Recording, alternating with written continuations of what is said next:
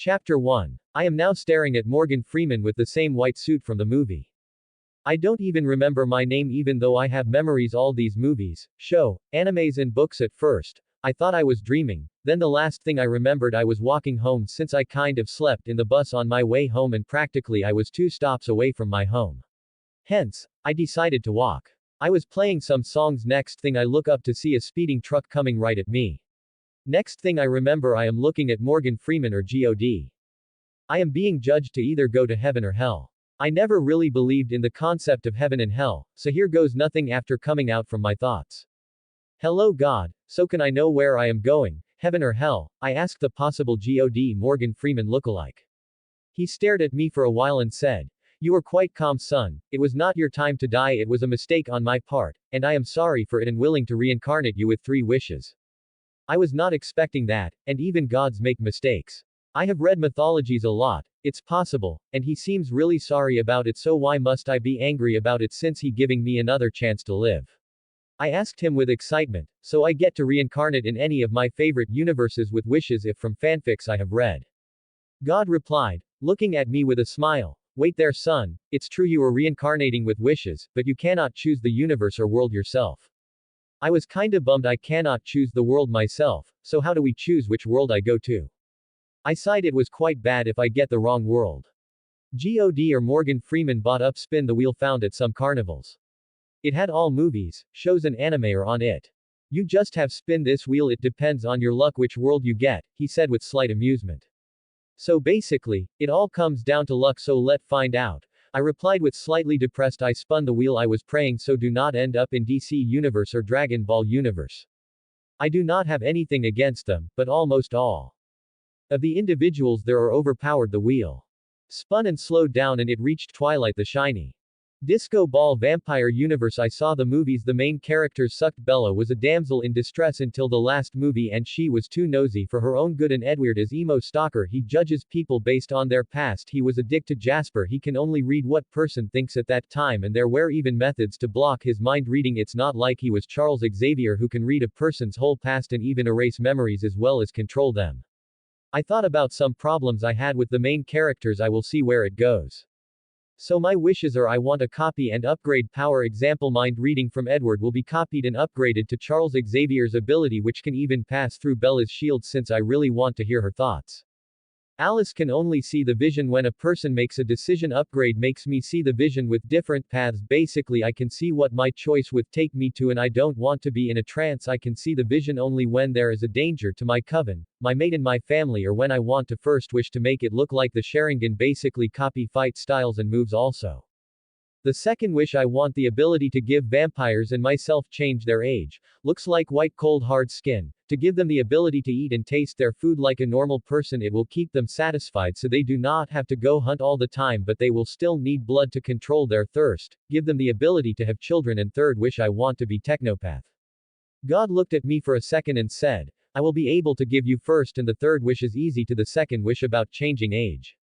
Looks, eating can be done but giving them children is hard. Okay, I will give you the wish. Children will be born like any normal babies. The mother during this period will vulnerable because she will be half human, half vampire. After birth she will return to normal. They will grow naturally, not like Renesmee did. The children, since they are vampires, will be slightly stronger than normal children. They will not have a scent so no accidents can happen, and they will not need blood until 18 years old. Also they will stop aging at 20. Since you thought about other people you don't even know yet as well as your mate, I will add an extra wish but make it small."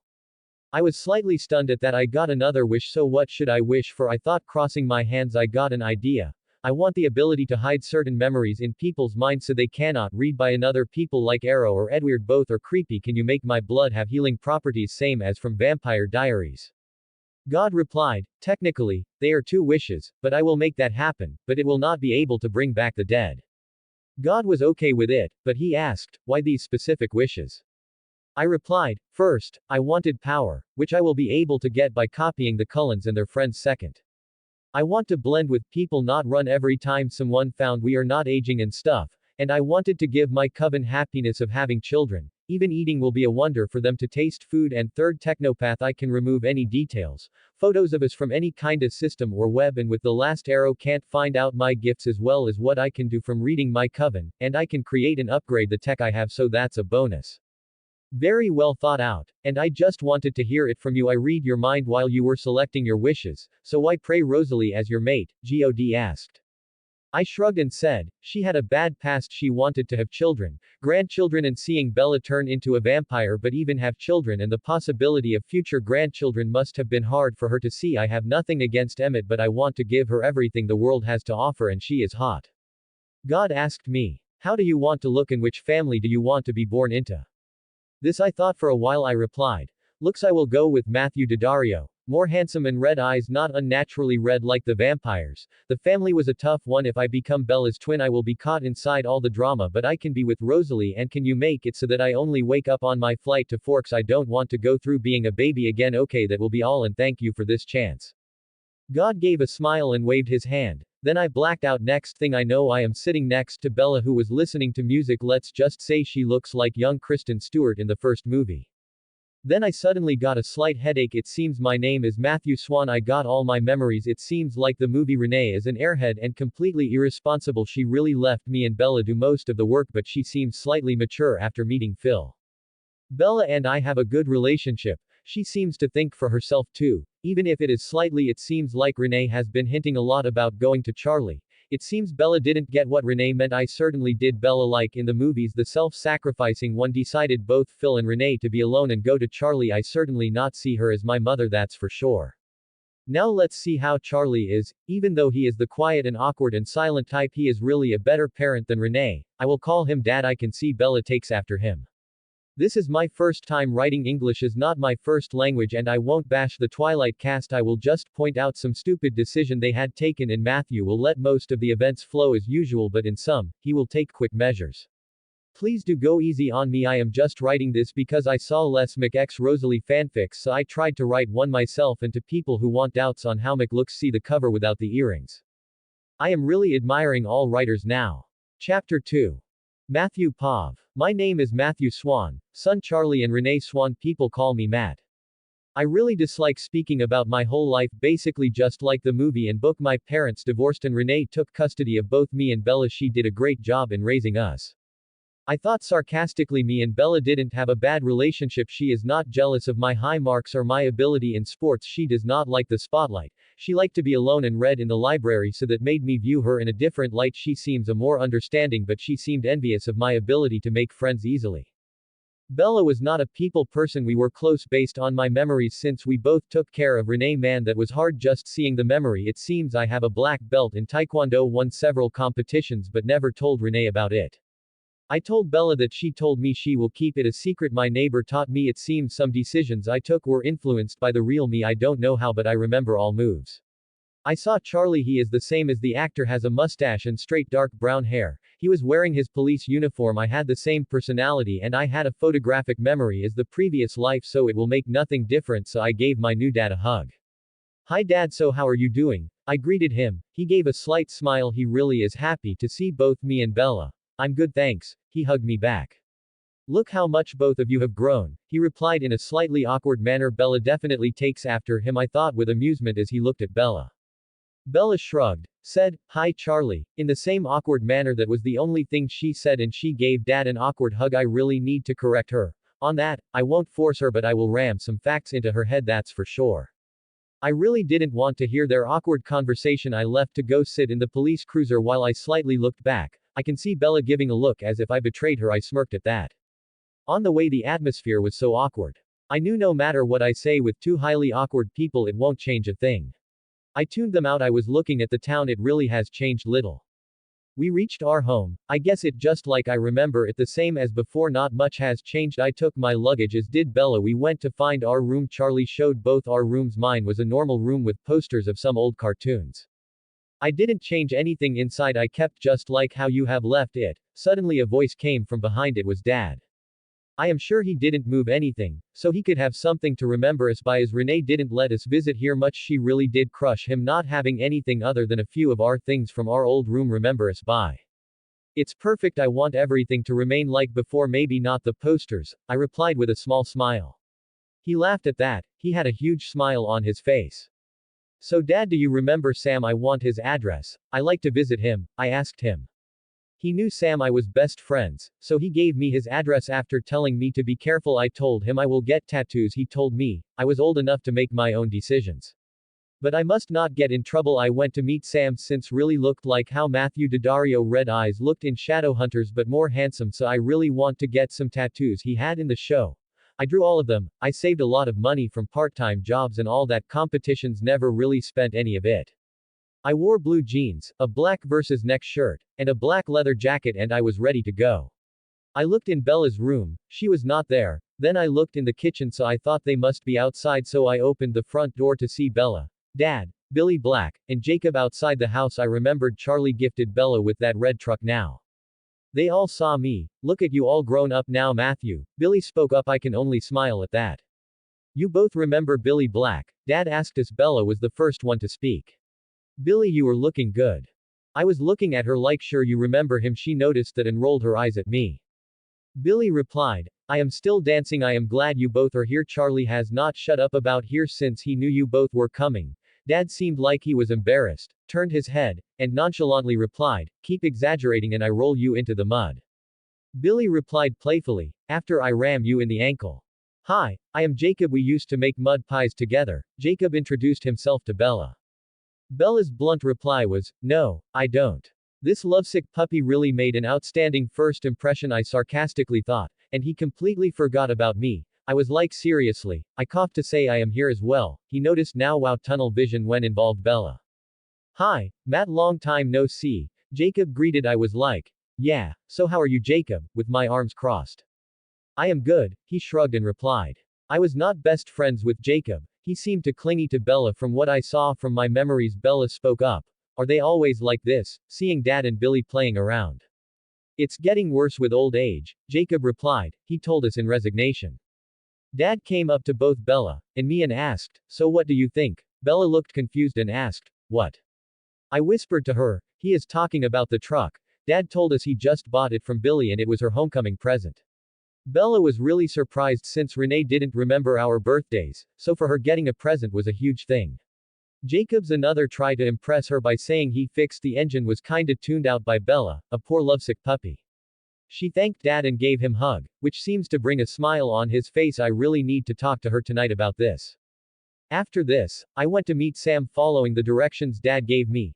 I reached the house and knocked to see if anyone was there. The door opened and I saw him with long hair, so he has not shifted yet, which means Emily is not hurt and he is still with Leah.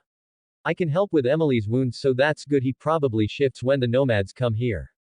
Man, how have you been? I see you are still the same poker-faced, moody person. You never changed, do you? I asked Sam with a huge smile on my face. Sam can only laugh at that. We talked for a while asking about each our health and how they have been doing, and I asked him about any tattoo parlor here. He told me his friend has one. We went there. I gave the tattoo artist my designs. He looked intrigued.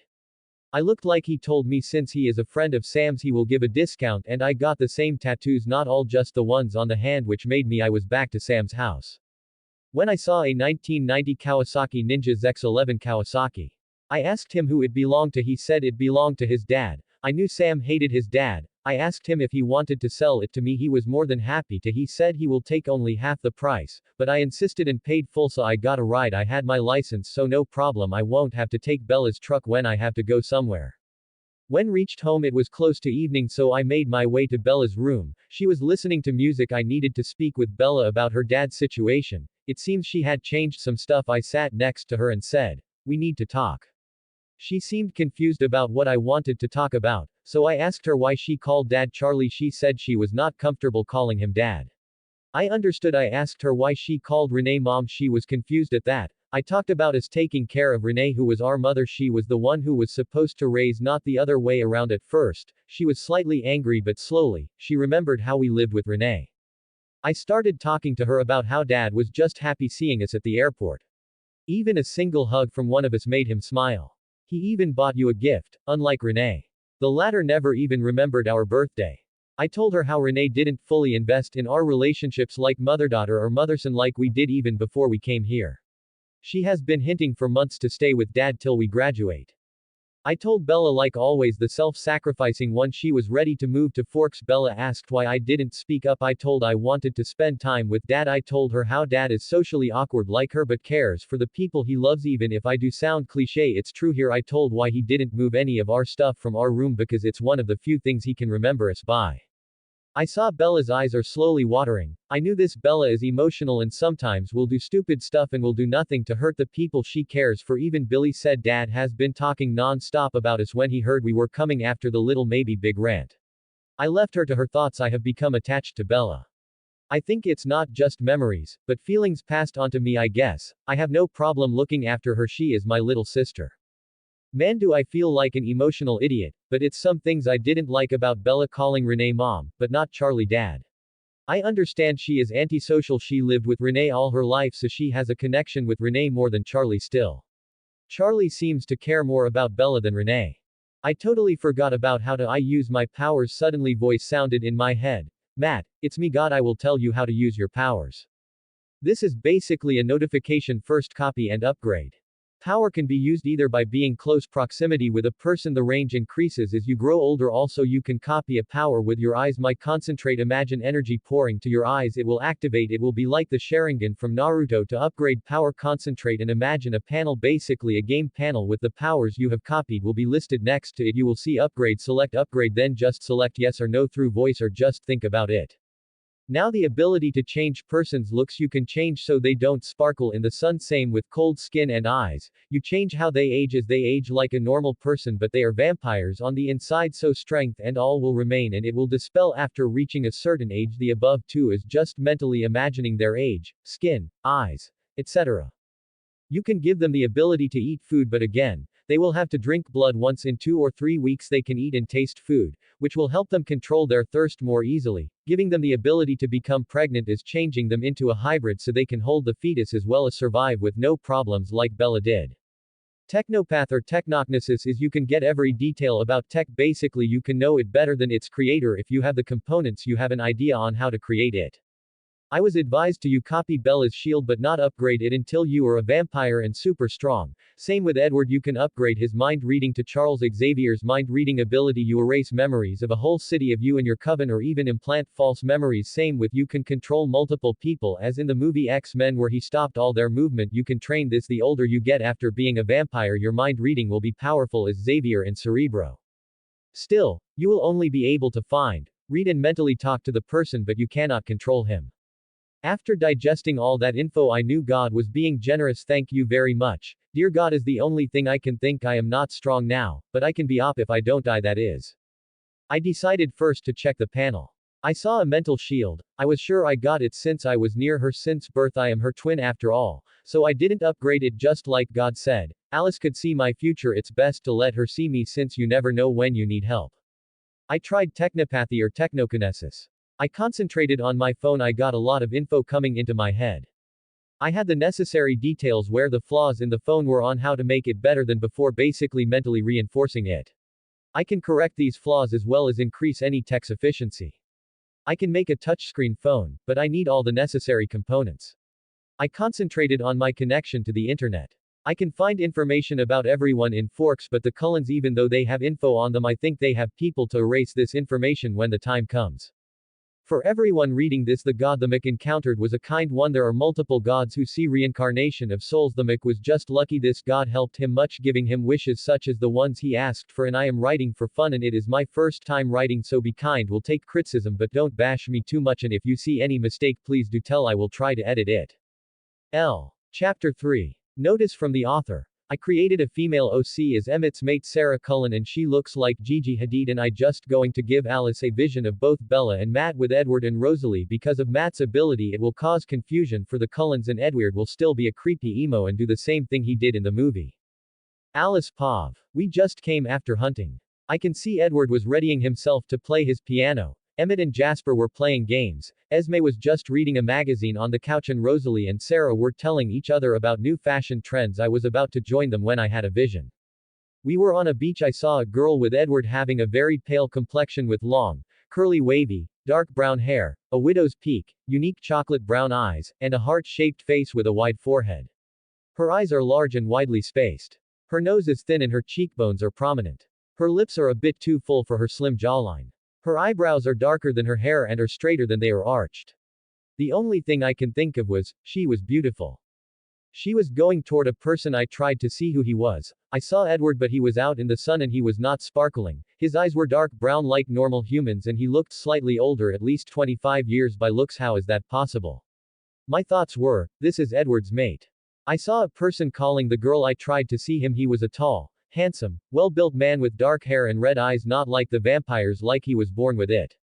He is always clean-shaven. He has several tattoos on his arms. He seems close with the girl. Then he turned his head, gesturing someone to come fast. To my surprise, it was Rosalie. Both of them seemed really close. I was thinking, so that's Rosalie's mate. She was just like Edward. She didn't have any qualities of that showed she was a vampire. The boy was telling something to all of them and Edward seemed to roll his eyes at him, while the girl and Rosalie seems to laugh at him. I knew Edward and the girl was mates, same with Rosalie and the boy. The vision ended. But I was confused about how are Edward and Rosalie not exhibiting any kind of vampire qualities and both look older, which should not be possible. I looked to see everyone staring at me with concern. Edward seemed to be confused as I was about the vision. I had this feeling that the life of my whole coven was going to change. I was thinking about the vision while looking at the scenery outside. We all were waiting for Carlisle. He was the coven head. I could see Jasper trying to calm me down with his gift. We both went to the family meeting room when I saw Carlisle's car park in front of the house. The family meeting started after Carlisle entered the room. He told me to explain the vision.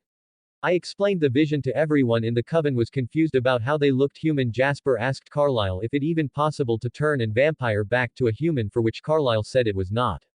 I was surprised when heard Carlisle say, I have the feeling that Edward's or Rosalie's mate is responsible for their change. I am not sure. I never have come upon any similar type of vampire ability. Chances are very low. We will just have to see when we meet them. I know Carlisle is happy our family is not in danger, while Rosalie and Edward will be thinking about their mates as well as what the vision means. Others will be thinking about how such a thing is even possible. Carlisle finished the meeting. Everyone went their room. I was sitting in my bedroom thinking about what the vision meant. I understood Edward and Rosalie's mate's part, but the other one confused and frustrated me. I suddenly found a hand on my shoulder and Jasper telling me we will think about it when the time comes. I decided to follow his advice and not think about it for now. Carlisle Pav. I told the hospital that I was having a family emergency and there were not many patients at that time. So I got into my car, sped through the road. Since our house was in the middle of the forest, I came fast as I could when I had a call from Esme telling Alice had a vision. My thoughts were, Alice's visions tend to be either very good or very bad. I didn't want to risk anything. When I reached, everyone was in the family meeting room. I nodded towards everyone and told Alice to tell everyone about her vision. I didn't know what to make out when I heard of it. Since both Edward and Rosalie by Alice was telling did not show vampire traits and both of them were slightly older, which did not make sense, but still sighed in relief. Good thing is there is no danger to my family, and we have a mental image of both Rosalie and Edward's mates even though we don't know where both of them are. We can only wait and see. I could only sigh. I don't think it's anything dangerous, so we just have to wait and see. I told everyone, I have the feeling that Edward's or Rosalie's mate is responsible for their change. I am not sure. I never have come upon any similar type of vampire ability. Chances are very low. We will just have to see when we meet them. It's the only logical conclusion I can come up with, but it's still unbelievable in a sense. There has never been a vampire gift that can alter vampire psychology. That is unbelievable in a sense. I know I have seen many vampire gifts Volturi monitored when I was with them. I have seen empathy, mind reading, precognition, pain induing and sense taking gift, etc., but never seen something like this. Let's hope my guess is right. I told them the meeting was over. I saw as every one of my children went to their rooms. I saw my wife coming towards me and asking what I thought about the chances of such ability. I can only say, chances are very low. It can be by other means, because such ability it's not an illusion. That's for I know Serena, whose ability is casting illusions. She changes the environment, blind a person, but she can't do something like this. Sure, since our skin reflects light. From what Alice described, their skin seemed like any normal human. Edward's Pav. After the meeting, everyone started to do their own thing. But I can hear their thoughts. Everyone was confused about Alice's vision. I was going to start playing the piano, but my mind always wandered into the vision because the vision did not make any sense. I saw the girl who was supposed to be my mate, same as Rosalie, and the boy. But what confused me was both Rosalie and I did not have any traits of a vampire and we seemed to have aged. I could not understand the vision. The girl was my mate. My hands were on edge of the piano. The thing I can think was, if she is a human I would not condemn her to this life, a soulless monster, and if she is a vampire we have not come upon her, so either she is newborn or she is in a different continent, we just have found her. Even then I don't think I deserve the love of my mate. I was playing the piano as I thought about what Carlyle said. I have the feeling that Edward's or Rosalie's mate is responsible for their change. I am not sure. I never have come upon any similar type of vampire ability. We will just have to see when we meet them. I muttered, it just isn't possible for us to change back to human. But such a gift of changing the vampire physiology is not possible, and I saw the vision, so I know they were not using illusion. I believe it was by other means. I was thinking about what the future Alice had seen. I believe I am not worthy of a mate. I am a soulless monster. Esme Pav. I was thinking about the future Alice saw, and is it even possible to turn a vampire back to a human? My said husband said it was not possible.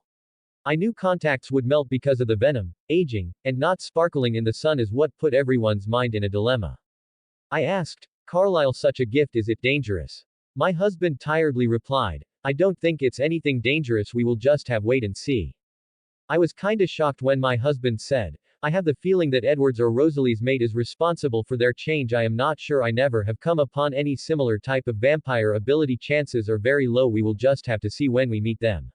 But it did make sense. There are many vampires who have special gifts just like Alice, Edward, and Jasper. My husband said we will deal with it when the time comes. I saw everyone go to their rooms. I went next to my husband. I asked him if there is a chance of such an ability. My husband shook his head and said, chances are very low. It can be by other means. Rosalie Pav. We came back home after hunting. I went to chat with Sarah about fashion trends. I saw Alice coming towards us but suddenly stopped and went into a trance.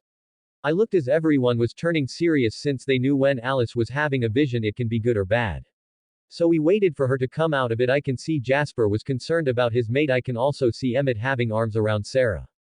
I envied them. I could only think while biting my lips. I was still not able to find my mate, and also part of me wanted to find my mate real fast, but another part of me knew even if my mate was here I will never be able to have a family of my own. It hurts thinking about it. I suddenly felt calm. I looked at Jasper, who was using his gift to calm me down. He felt my emotions. Alice came out of her vision. She was confused. I saw her look at Edward. He must have seen what she saw in the vision. I can tell Edward was also confused about this vision. Edward told Esme to call Carlyle, so we were waiting in the family meeting room. Both Edward and Alice told everyone they will tell them when Carlyle reached home. I saw Carlyle enter the family room giving everyone an acknowledged nod. The family meeting began with Carlyle telling Alice to tell them about the vision. Hearing what the vision was, I knew why they were confused. Both Edward and I were a vampire and it is not reversible, so as to not have any vampire traits was weird, but Alice and Edward both saw my and Edward's mate. I wish I could see him, if only he was here now. I was pondering on the vision of my mate. Will he accept me after knowing my past? The first bonding force is romance. If a vampire falls in love, that feeling never fades away and that love is bound for eternity. Carlyle sighed with relief. At least my family is not in danger. I heard Jasper ask, is it even possible to change vampires back to humans? Carlyle told him it's not possible. But the next this he said surprised me. I have this feeling that Edward's or Rosalie's mate is responsible for their change, but chances are very low. We will have to see when we meet them. Carlyle ended the meeting with that and everyone was going to their rooms. I was thinking about what Carlyle said. Is that even possible? Another I wanted to know is what my mate looked like. I wished I had Edward's vampire ability to see how looked. Basically I gave Alice a vision of the future, so both Edward and Alice have a mental image of older Mick and Bella. The Cullens will be surprised to see them in Forks and don't think the vision will change. Edward's behavior toward Bella won't change since Edward considers himself a soulless monster and he will not condemn Bella to become like him, so he will do the same shit he did in the movie. Rosalie will try to get close to the Mick unlike Edward. So about Carlyle figuring out it was either Mick or Bella caused the change. Since some vampires are gifted with extra abilities, it's not take much to make guess like that, but he still has his doubts. Chapter 4. Matt's Pav. I woke up early the next day. I went to her room to see if Bella has woken up. By the looks of an empty bed, yes, it seems she did. I was still in my trunks and versus neck shirt. I went down to see what everyone was doing. By the looks of it, Bella is cooking, and Dad is watching a match. I get a cup of coffee and while I was drinking, I asked Bella, how do you feel about your first day at Forks High? Bella You know how I feel in the middle of the semester in a new school. I feel nervous, I guess, Bella replied with a small smile. I was thinking about how Bella will be the center of attention, boys will be attracted like moths to a flame. I groaned at that. What can anyone blame me? She is my sister. I greeted Dad with the good morning. I know he is not a talker, so I went to take a shower then came down to see Dad and Bella having a conversation and Bella was smiling. I guess yesterday's rant worked. I went to them and made small talk while eating breakfast. Dad was getting ready for work while Bella and I were getting ready for high school. I wore a versus neck dark blue shirt and blue jeans. I even saw Bella telling Dad, "Goodbye, Dad, and stay safe." I gave the old man hug and told him goodbye. I saw Dad had a huge smile on his face. I Bella's slight thumbs up, for which Bella smiled at me. While heading out, I told her, "Today whole eyes are going to be on you and I, so don't get overwhelmed. And Bella, I will be next to you until you enter your class, that is." I just thought she should get a head up over all the attention she is going to get. I put on my helmet and started my bike and went at a normal speed. I am the police chief's son after all. I didn't want everyone to think just I can break the rules because I am Chief Swan's son, so while I was heading to school, I enjoyed the scenery. The woods were beautiful. I reached the school. It looked just like in the movie. I parked my bike and took my helmet off and looked around to see most of the people's eyes were on me. Man, it really is overwhelming when all eyes are on you. I understand how Bella felt when she first came here. I waited for her truck to come. I was looking in the opposite direction of the school because I can feel a lot of eyes on me. I saw Bella's truck. Thank God I saw people's eyes change from me to Bella's truck. As Bella parked her truck, I came towards her. I heard an idiot comment about Bella's truck. I really wanted to shut his mouth. Bella, who saw me, knew I was getting angry. She shook her head saying not to do anything. I am not sure now, just memories, but feelings through that time also passed into me. I am a protective older brother, that's for sure. I thought sarcastically, but even just with the memories I have seen, I can see myself becoming a protective older brother easily. I gave the guy a real death glare. The guy seemed to flinch at that. Red eyes really help add to my physique made by training in Taekwondo and other martial arts, made sure my body is kept in tip-top shape. I followed Bella as we entered the school. She was looking through her class schedule. One saw Eric just like the movie. He was of Asian descent, brown eyes, and poor complexion. Eric's hair is so long it covers his forehead. He was introducing himself to Bella. "You're Isabella Swan, the new girl, right? Hi, I am Eric, the eyes and ears of this place. Anything you need, a tour guide, lunch date, and shoulder to cry on." I liked him in the movie. He seemed like a funny guy, but now it's irritating. Bella looked at him as he was crazy. Her thoughts were, "Are you crazy? Don't you see an angry brother next to me?" Bella was awkward and nervous. She has never had a guy flirt, which is a miracle, she replied. I am really more of suffering in silence type. Good headline for the feature I am on. Paper your news baby, front page, he said with slight excitement. Bella has not had people flirt with her before, so she doesn't understand this guy has an interest in her. She thinks he is just trying to be friendly and she will definitely not like the attention. I slipped between them and introduced myself with a glare that said, "Back off. Hi, I am Matthew Orion Swan, older twin brother of Isabella Marie Swan, and she will not be in any paper, got it?" Eric backed off slightly scared and nodded his head. Bella looked at me while whispering, "Thanks, Matt." I looked at her and told her with a teasing tone, "No problem, little sis." She looked at me and grumbled, "You're older only by 2 minutes." I replied with a smile, "Still older." I looked at her and told her I will meet her at lunch. I was in an AP course, so different schedule. I gave Eric a glare, which clearly he got the message. He didn't flirt with her, just started act as her tour guide. I went following my directions on the page. I can still feel there are a lot of eyes on me and got to my class. Matthew Swan, my calculus teacher, spoke out as I walked into the class. One gave a nod to the teacher. "Welcome to Forks. Now please take your seat next to Ms. Cullen." I looked to where the teacher gestured. That's Alice Cullen. She looked like the actress Ashley Greene, was petite, thin in the extreme, with small, pixie-like features. She had long, delicate eyebrows. Her hair is cropped short and spiky. I sat next to her. She was continually smiling at me. Then it hit, she has seen me, which means Bella too in her visions. I decided it's best to introduce myself. "Hi, my name is Matthew Orion Swan. You can call me Matt." "Hi, I am Alice," she spoke in a happy tone. I decided it's best to leave it at that. For now, we can know each other after class. "I know we are going to be best friends," she spoke very happily. I can tell she has definitely seen that happening. I read about her past. It was not pretty. She was born in 1901. It seems she had visions even before she turned when she predicted something and it came true. They called her a witch and she was betrayed by her father who murdered her birth mother so he can marry another woman. She saw this and tried to tell the marshal it seemed, but her father had already made people believe she has gone mad and her father had her trapped in a mental asylum. She got amnesia after she survived electroshock therapy. Which is why she has this happy, bubbly personality. If she remembered all the stuff she has gone through, she won't be the same Alice we know now. And it's James really did know Alice. She had caught her scent and wanted to kill her for her blood, but Alice saw him coming through a vision. And went to a vampire who was a doctor at that facility, helped her from getting bad treatment at the hospital, decided to turn her by the time her creator tried to buy her some time by sacrificing himself. By the time James reached Alice, she already started to change, so he left her there. Alice lost her memories because the pain caused by the venom and visions just intensified. She saw future her mate and family. I came out of my thoughts when Alice said the class started. I knew all the stuff they taught, so tuned most of it. I went to the next class. It seemed we had the same class as both Alice and I had the same.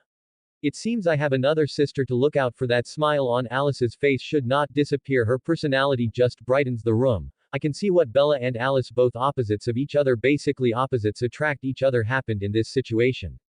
After class, Alice asked me, Matt, do you want to have lunch with my family? I think you will get along with everyone, especially with my sister Rosalie. Alice Cullen, are you trying to set me up with your sister? I asked with amusement. Alice replied with a smile of her own, maybe. I really would love to know your family, but I promised my sister, I will see her at lunch and I have a lookout for my sister Bella. She seems to attract boys like moths to a flame in forks. I find it a miracle why it didn't happen in Phoenix, Arizona, I grumbled. Alice, who heard that, laughed at me for my protectiveness. She was sure everyone in her family would love Matt. Bella is not a social person basically. She did not know how to talk to people or read them, so would not know if a person is trying to be friends or is flirting with her. She seems to give mixed signals to people. Look at Jacob, that lovesick puppy in Eclipse forcibly kissed her. Even if by some miracle or twist Bella decided to be with Jacob, what would happen when he imprinted on another girl? Bella would be thrown to the side. You're always welcome to sit with us, Alice replied with a huge smile. I nodded my head at that and said, sure thing, Pixie.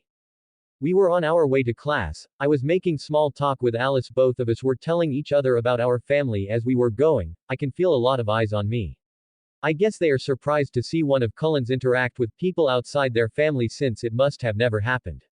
I was distracted by all these people staring at me until I heard Alice speak up. Matt, this is my boyfriend Jasper. She introduced me to the famous Major Jasper Whitlock. Looked the same as the movie, but the hairstyle was the one from Eclipse. I am a martial artist. After all, I can see he was a fighter, maybe did not have style, but how I would fare against him in a fight after I turned into a vampire. Of course, with his experience in fighting, he will probably destroy me. Jasper had gotten the message from Alice telling them she found Rosalie's mate. I looked at the person Alice introduced me to. My thoughts were, this is Rosalie's mate. I could feel he is protective of Alice and he seems to view her as a sister. It's only been an hour at best. No wonder Alice said he would very protective towards people he cares about. Jasper can also tell he seems to gauge him, but he couldn't tell for what. Hi, I am Matt. Nice to meet you, Jasper. I greeted him with a smile. Jasper greeted back. Hi Matt, I am Jasper Hale. I can safely say Jasper and I bonded during our small talk. It seems my scent is not causing him any problems, and lunch break arrived and I was walking with Jasper and Alice to the canteen. I parted ways with them because they went to find their family while I went to look for Bella. I saw her sitting with a group. I remember them: Mike Newton, Eric, Angela, and Jessica. I went toward them and greeted Bella, who smiled at me. I asked Bella to move to the side. I sat in between Mike and Bella. Bella, who is this? Asked Mike seriously. Bella replied with a smile, guys, this is my brother, Matt. I greeted them with a slight smile. Hi, I am Bella's brother Matthew Swan. You can call me Matt. I looked at all of them and nodded at them. Mike seemed relieved and spoke. Hi man. I completely ignored him. All of them introduced themselves. I talked to Angela and Ben Chanley. They were the decent bunch. Me, this group. Jessica seems to look at me as I was meat or something. Every time Mike tried to flirt with Bella or make her uncomfortable, I just gave a death glare that told him to not try anything. I saw someone take the chair under Mike, who fell on the floor. After that he seems to run after the guy. I tuned most things until I heard the famous line, who are they? Asked Bella to Jessica and Angela, slightly gesturing to the Cullens, who were sitting together at the end canteen. Angela answered Bella, the Cullens. Jessica, who returned from looking or staring at them, went full gossip mode. They are Dr. Cullens and Ms. Cullens' foster kids. They moved here down from Alaska like a few years ago. Angela said her part. They kinda keep to themselves. Jessica again took over. Yes, cause they are all together like together to together. Then Jessica started to give a profile of them. The brown-haired girl with a blonde tip that is Sarah and the big dark-haired guy Emmett is a thing I am not even sure that is even legal. Angela seems to have enough. Jess, they are not actually related. Jessica instantly replied, but they live together, that's weird. Jessica continued her gossip. The little dark-haired girl is Alice, she is really weird, and she is with Jasper who looks like he is in pain. I sighed and thought, what do you expect to put the strongest empath in a building full of teenagers who go have through many emotions, self-doubt, self-pity, self-loathing, jealousy, etc., and add to that he feels emotions of all these people who are feeling thirsty, hungry, also his own coven mates who are projecting their emotions and hunger on him like Edward's thirst for Bella's blood. He was turned from strong confident major to this. I saw Alice's shoulders slightly slump when Jessica described her as weird. I was getting angrier and angrier at this girl. I started to see her as a sister. I started grabbing the table really hard, counting numbers backward, but looked to see my Coke crushed. Bella can see I was getting angry, but couldn't do anything to stop Jessica, who continued, Dr. Cullen is this foster dad matchmaker. Angela tried to ease the tension by joking, maybe he will adopt me. Who is the blonde girl? Asked Bella. I looked to see it was Rosalie. Jessica replied, that's Rosalie, she is a total ice queen. She ruthlessly shut down every person that asked her out. Quote. I saw her look at me, and we made eye contact. She turned her head after keeping in contact for some time, but I can feel her staring at me like Edward was staring or glaring at Bella. I can feel her gaze when my head is turned or I am talking to Bella. Bella asked Jessica, who is he? Jessica, who saw who Bella was gesturing, replied, that is Edward Cullen, totally gorgeous, obviously, but apparently nobody here is good enough for him. Like I care, you know, seriously, like don't waste your time. I am sure she tried to propose to him, and he rejected her, I thought in amusement. I wasn't even planning on it, was Bella's reply. I deadpanned at her and thought, yeah right. I am getting a brooding emo vibe from him, I told Bella as she was looking at him. I decided to make fun of him. I know he can hear what we were saying. I heard Emmett laugh. I turned to see Sarah, Alice, Jasper, and Rosalie laughing at Edward, who seemed to glare at me. I raised an eyebrow at him. It turned Bella, and told her, add creepy to the list too. I heard laughter increase at the Cullens table. It's entertaining doing this, I thought. I think I will call him Edward. It sounds perfect, doesn't it? I asked Bella. Bella looked at me with a slight smile as she shook her head. Cullens Pav. We all entered the canteen and went to our table. Also we heard from Alice and Jasper about seeing Rosalie's mate. Alice told Rosalie, who seemed eager to know about her mate. Alice stated, explaining, his name Matthew Swan, he goes by Matt, he just entered school this semester. He really is protective of his sister. I am sure both Carlisle and Esme will love him. Rosalie wanted to know more about him. Jasper gestured towards the table he was sitting at. Rosalie saw her mate, he was really handsome with his red eyes as well tattoos.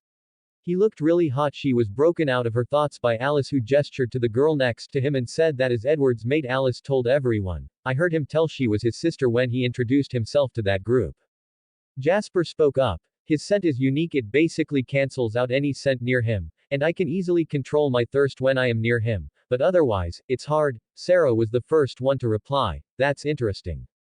Edward suddenly looked angry and told them, I can't read their thoughts. This interested everyone.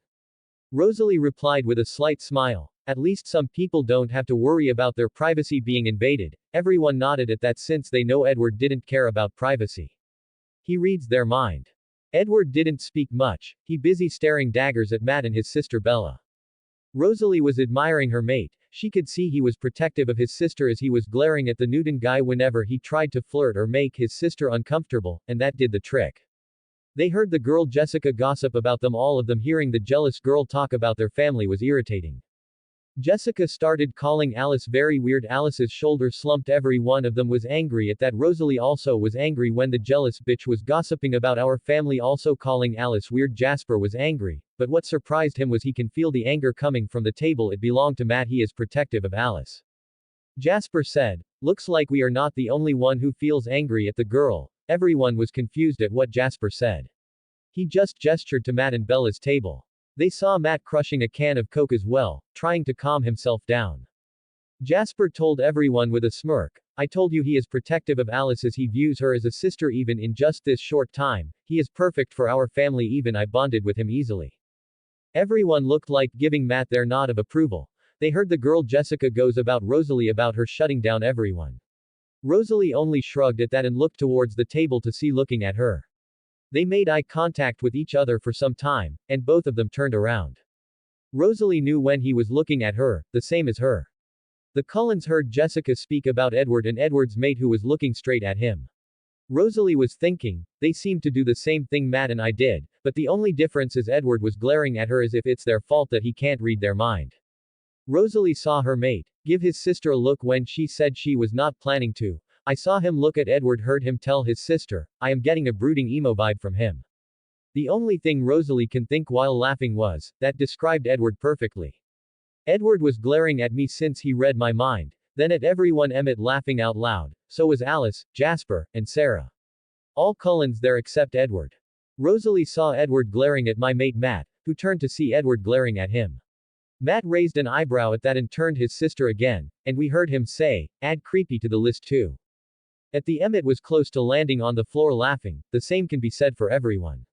Jasper was laughing and told Edward, you just had to glare and make him think you are creepy too. We heard Matt say, I think I will call him Edward, it sounds perfect, doesn't? Again, every one of the Cullens burst out laughing. Emmett spoke up after controlling his laughter, I like him, he is good, how about you guys? Every one of the Cullens there except Edward found Matt perfect for their family now, they just had befriended Matt and found out more about Bella. Matt's POV. Matt went to class after lunch. It's fun messing with Edward, the classes went by fast. It was boring and I came out of my last class and went to see Bella who was standing just behind Edward. I knew what happened, I went up to her and asked what happened, she looked at me and asked, do I smell that bad, he seemed to look suffocated. I looked at her and thought, that's the problem, you smell too good for him. I saw him asking them if they had any different classes. The lady said no, he would have to stay in biology. He glared at Bella then me, I just have to endure it. I thought this has to stop. I told Bella that she didn't smell bad or anything. I went to speak with Edward. I walked next to the Cullens and tapped Edward by the shoulder as he turned. I asked him in an annoyed tone, dude, what's your problem? You seem to glare at my sister and me during lunchtime. Then just now doing the same thing, you are glaring at us as if I killed your puppy. Both me and Bella has never seen you or talked to you, so chill out, stop with the glaring. I looked toward the other Cullens and said, please talk some sense into the guy. As I walked away, I mumbled enough for them to hear, no wonder, I found him weird and creepy. I guess the name Edward is perfect for him. I heard Emmett burst out laughing again. I turned around to see Edward glaring at me again while the rest seemed to try to hold their laughter. My gaze lingered on Rosalie more. I went to get Bella and we went to get our ride. Bella started her truck. While I started my bike, we went to our home. While looking at the mirror, I can see Bella is not that far behind since I didn't need to go full speed for no reason. We reached our home. I entered first, later followed by Bella. I told her I am going to freshen up, and we both had homework to do, so as I was going I heard Bella say, Renee is probably going to call tonight. What should I do? I looked to see slight irritation, anger, and resignation. It seems she really sees Renee for who she is rather than the only connection she felt in the movie. I can see she seems to connect better with Dad because both of them seem to understand each other. When Dad came back from work, we went to the diner to eat. We were eating while Dad asked about how our day went. I just said I had to keep the boys from my sister half of the time. At that, he was looking at me with pride and gave a nod while Bella talked about making friends with Angela. I whispered to her, I guess Dad can hear it too. She will a great friend, but Jessica, I kinda don't like her gossiping attitude, really angered and irritated me. I can tell she is jealous of all the attention you are getting, and she may even be gossiping about both of us behind our back. Bella nodded and said, you are better at reading people than I am. I replied instantly, I am telling you who you can be friends with or anything like that. Just don't let her habits rub off on you, but I can tell Angela is a nice girl. Dad was nodding at what I said and told Bella, the girl you're talking about is Angela Weber. Yeah, I know her, shy and kind girl. From what I know, she will be a good friend. Coming home, I started doing my homework and went to Bella's room. I heard her talking to Renee during the whole conversation. Bella was neutral, she was not calling her mom, instead just Renee. I heard Bella ask about her forgetting about the power cord. Renee made an excuse then there. Bella didn't say, miss you mom, or anything. I heard her disconnect by telling her she was getting homework to do. I entered the room, she saw me, sighed. I asked her, what was wrong? She looked at me and started telling me about Edward's glaring, and all the attention was not something she was used to in Phoenix. She could have alone time, but here boys or Jessica just follow her around everywhere. I can see where she is coming from. She just can't have a moment of peace without getting intruded by Mike or Eric, who seems not to stop pursuing her while in Phoenix, she had a peaceful environment. I told her it's a small town and Bella coming in the middle of the semester just brought more attention. To add to that, I told her she was beautiful and guys are going to show interest in her. I told her to just find a friend with who you can enjoy passing time. I told her she already has a good friend in Angela and Edward. I told her she would have to ask him what his problem was. I can see her hanging out with Angela maybe. I will introduce her to Alice maybe before or after the accident. With that I went to bed. I will see it when the time comes.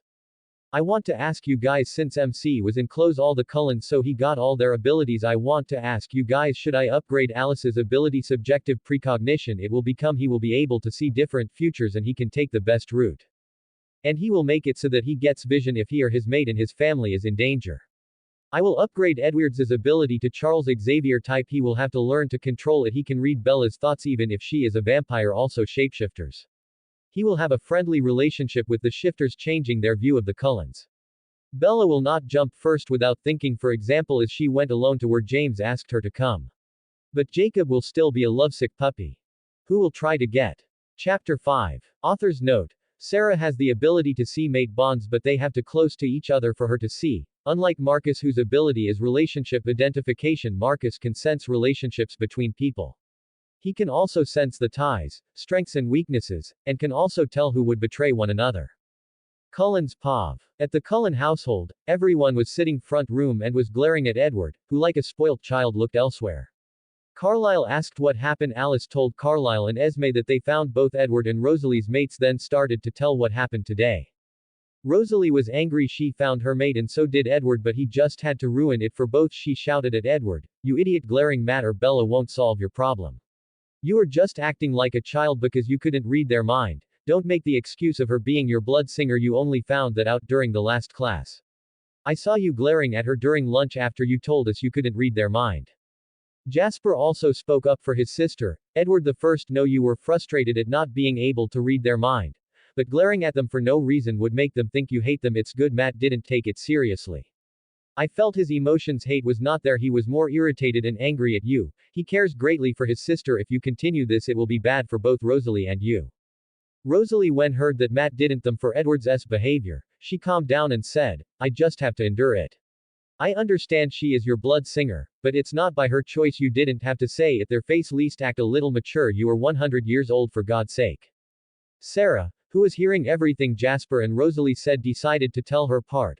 I understand she is your blood singer, but you came as you hate her and the girl doesn't even know what she did to get that treatment. Emmett was pondering about what happened today and just thinking. Matt called Edward creepy, emo, and brooding. Matt even came up with a name, Edward. I can't find any fault in him for thinking that. I would probably think Edward is weird too. Edward, who heard his thoughts, glared at him. Emmett looked at Edward and said, what can you blame me? I will also think is creepy and weird by the way you acted. Carlisle, who heard that, asked him what he meant by that. Emmett told them about what happened at lunch and when Matt confronted in full detail. Let's say Carlisle was a hard time not laughing at that. Same can be said for Esme, who was covering her mouth. Carlisle regained his composure, told Edward, son, what you did today was not the right way. You could have told the teacher, you are not feeling well, called me or Esme. We could have easily got you out of the situation when you found she is your blood singer. Esme could only say, I am disappointed at what you did today. Edward felt ashamed when Carlisle and Esme scolded him. They were his parents more than his birth parents. Everyone could feel Edward learned his mistake. He could have done without looking like a kid who didn't get his way. Carlisle, who knew that issue has been sorted, told Alice and Jasper to tell what you know Matthew Swan, since they had the most interaction with him. Matthew Swan likes to go by Matt. From what I learned, he is an easy guy to get to know. But he is really protective of the people he cares for and easily considers Alice a sister. Alice continued, from there, he very intelligent. From what I have observed him in class, he seems to not hear anything the teacher tells and does all the problems in the text some even ahead as he is bored of the class. Alice spoke with a happy tone. I think Matt would make a wonderful addition to the family. Jasper could feel Rosalie's emotions. She is happy that to find him and there is curiosity probably to know more about him. Rosalie was happy to find her mate. She wanted to know more about him. Carlisle and Esme, who heard about Matt from everyone, were happy to have such a son. Sarah had seen the mate bond between Rosalie and Matt, same with Edward and Bella, so she faced everyone and spoke up to get their attention. I have seen the mate bond between Rosalie and Matt, same with Bella and Edward, so we have to think about how we should proceed from here, when to turn them to vampires. Edward, who heard this, immediately shouted, I will not change her into a vampire, into this wretched existence. Jasper spoke out, you know, if you do not change her, she will age and die and you will be alone for eternity, right? Edward shook his head and said, I rather she be with someone, have family and die of old age than change into this. Jasper, who knows he is going to sound rude, and replied, even if she tries to have a family, she will not have the same happiness she will feel from being with you. Rosalie, who heard Edward about his mate having a family, also did not want to take that away from Matt, who could have a family and children of his own in the future. Sarah spoke her thoughts. I think we should just go with the flow, not against it. Alice saw the future where you are happy together, why to go against that? Rosalie was content, it's Matt's choice to make, and Edward seems not to budge. Rosalie was in her own thoughts, decided she would try to get close to Matt. While Edward decided to neutral with her, but will not turn her. Carlisle told Edward to go to the Denali coven so he can control his thirst around Bella more. Matt's pav. I knew Edward probably won't show up for many days and Bella will wait for him during this time to know the reason for his behavior. I woke up too early today, it seems, so I decided to see all the abilities or powers I got from the Cullens. I opened the panel to see slight mate bond identification, pathokinesis or empathy, telepathy and subjective precognition. I upgraded to precognition, where I can see different routes, future, and follow the route with best results. The accident thing keeps bugging me. I am putting my sister in danger. I tried using precognition to see all the futures from what I have seen. If I do not let Bella get in the accident, there is no incident.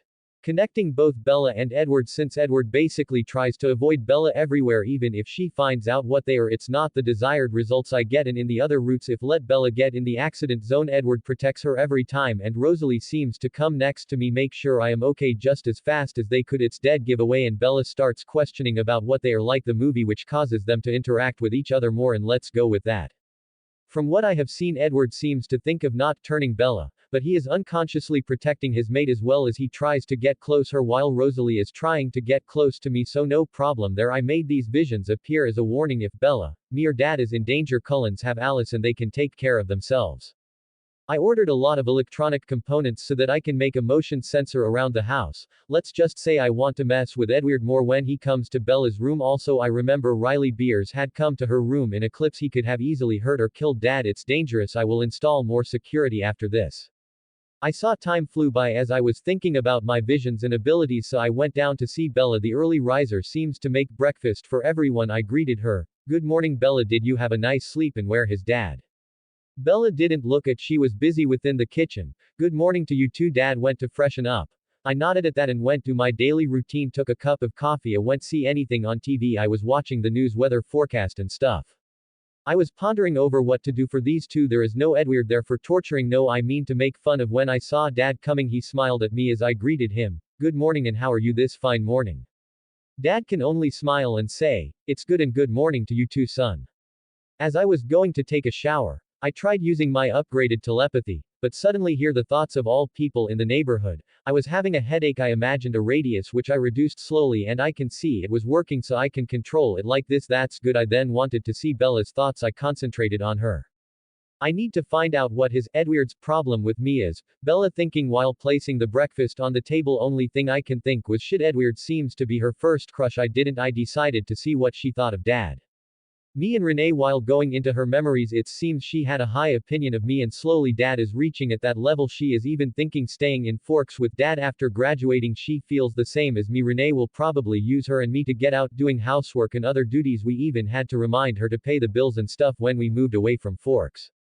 She now finds Renee unbearable, and it seems Dad and her understands each other because they have the same personality. I decided I will not read her mind after this. Then I concentrated on Dad. The deeper I went, I saw the poor guy really loved Renee, but he knew Renee was a free-spirited person. By keeping her here would only make her mad and will only cause more problems. Renee even told him that she didn't plan on getting married or having children till she reached 30. Dad decided to let her go while giving child support for both of us was the best option and he really missed Bella and me very much. It seems he just doesn't know how to express his emotions, but he is proud of both of us and he doesn't seem to favor one over the other. I wanted to know what both thought so I stopped at that. I decided after that not to read the mind of family or loved ones unless it's dire situation. It's Edward's job, but enemies and the other idiots are all game for me. I even like Xavier's trick of stopping everyone like time stopped. It seems I have off switch for these skills. That's good. I showered and grabbed a black round neck shirt and blue jeans. I also simple chain with a circular pendant with Celtic symbols on it. I ate breakfast with Dad. Bella seems to have finished hers. It seems she really wants to know why Edward hates her. I hate it having a sister who has her first crush but also doesn't recognize that it is fantastic. I grumbled, why me? Both of us said goodbye to Dad who seemed to like it, so Bella went to her truck while I started my bike and went first. While on the way I was thinking about the nomads coming in. When Edward returns there will be an animal attack happening, and if I stop the meeting at the baseball game James will get the scent of Bella and Alice. He will still attack without any reason since he let Alice live because he wanted to hunt her another time. James will decide to get to Bella at all costs and then finish off Alice, the prey he never got to. This is problematic. I will use my visions before the baseball game happens. I reached school, waited for Bella after she arrived so both of us can go inside. I saw both Eric and Mike in the parking talking with Jessica and Angela. I read both Eric and Mike's mind. It seems Eric and Mike are afraid of me but will turn to their flirty self when I am not around. I can see Bella was looking for the Edward when the Cullens came. I waved at Jasper and Alice who did the same. This is very irritating, I thought. I already have to deal with an emo creepy brooding 100-year-old virgin Edward and these two idiots. I grumbled under my breath. Why did my sister have to have her curiosity piqued by that creepy brooding idiot Edward's behavior? I knew the Cullens would hear what I said. If only he was here it would have been more fun. I heard Emmett and the others laughing. I know Mike is trying to get into her pants while Eric seems to want to try a hand in a relationship with her, but I know both are scared of what I will do to them after that happens or if they hurt her, so they are hesitating. That's good. I know Bella will only have eyes for Edward. My only thoughts were, telepathy is really useful for idiots like these, and I am getting better at it. I can control who I want to read. I can multitask and process thoughts of a small group of people, but I didn't read the Cullens or Bella's thoughts. Cullens already had a mind reader who didn't know the meaning. Privacy talk about a weirdo watching people sleep. Really, and Bella was family. I only did the first time to see what she thought of me and Dad. I know Bella will only have eyes for Edward. I was thinking, is it universe's rule that brooding emos should have fangirls and girls finding them cool and mysterious but totally tuning out that brooding emo behavior? I remembered Sasuke from Naruto has many fangirls, Batman from cartoon movies and series was cool to an extent but still brooding emo had many girls fawning over him, now Edward Cullen. Etc. I can't say anything against Itachi, he was emo, but he was cool and not brooding like rest. The day was boring as shit. During lunch I was dragged by Alice to the Cullens table where I introduced to each of them. So you must know by now that is Emmett, pointing at the big guy as I call him. And that is Sarah, pointing at the brown-haired girl who looked like Gigi Hadid, then pointed at Rosalie. Let's say I kinda tuned Alice's intro of her since I was in a trance whenever I looked at her. I came out of it when Alice waved her hand in front of my face. Then I heard, "Hello Earth" to Matt. What happened? She asked him with amusement. I glared at her for that. Alice continued saying, "That's Jasper's sister Rosalie." I gave every one of them a smile while my gaze lingered on Rosalie Moore, who looked at me and gave beautiful smile. I introduced myself to all of them, but I think I was looking at Rosalie than others. "Hi, I am Matthew Swan, you can call me Matt," and gave each of them a handshake. Let's just say when I gave Rosalie a handshake, slight zap of electricity, I quickly took my hand back. The same with her. I decided to change the topic. I asked them, "Where is Edward?" I quickly corrected, "I mean Edward today, I don't see him." I didn't do that knowingly. I would never do such a thing. Jasper, who was smiling, said, "He went to town, you know, family reasons." I didn't want to make a fool of myself, so I went to Bella's table. After school finished, I was about to go home, but Alice stopped and told me she planned a surprise date for me tonight with Rosalie. I said okay. Although I said okay, inside I was like, what the fuck? I may have gone on blind dates in my previous life and basically I had one girlfriend, which didn't last 2 months, but that's it. I don't know how to talk to women.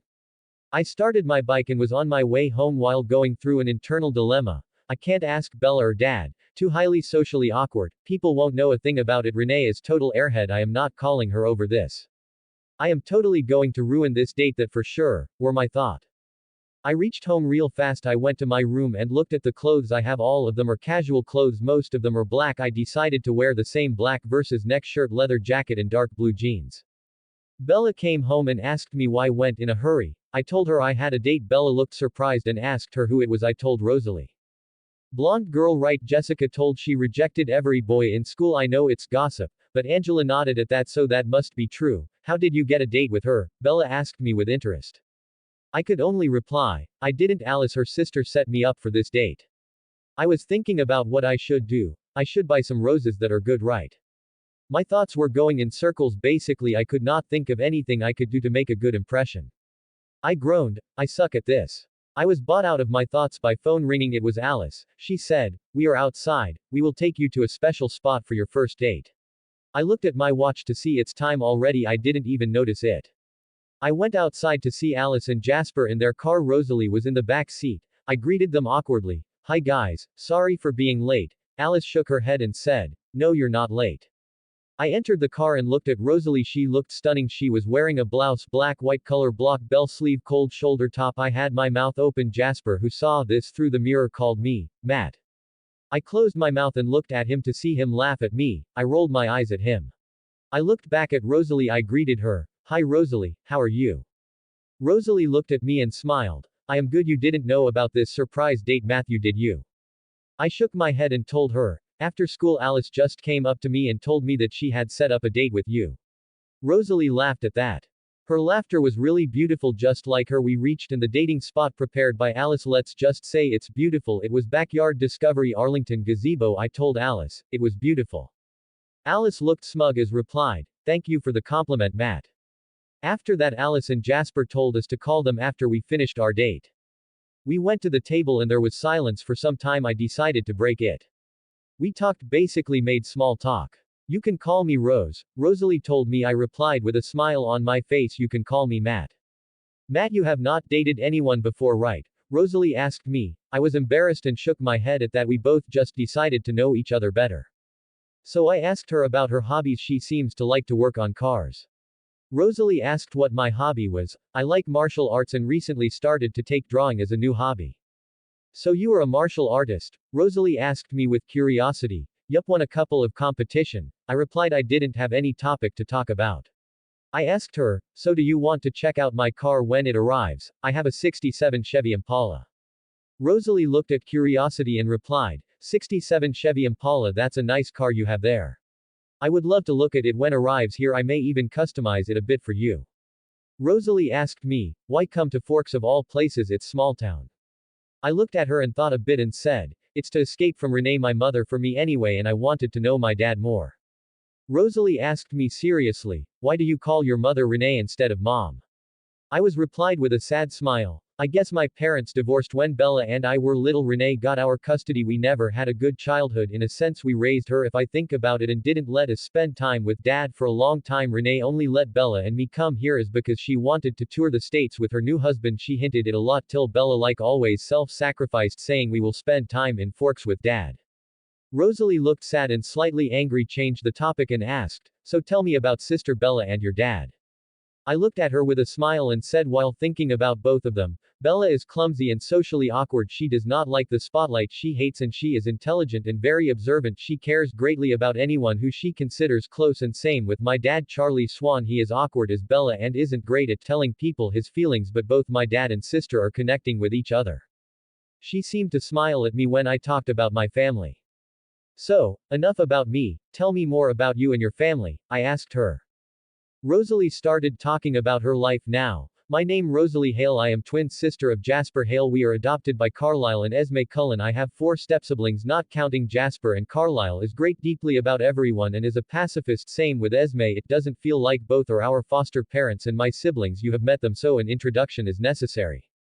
Rosalie talked about Esme with such enthusiasm. Esme is a great mother, that's for sure.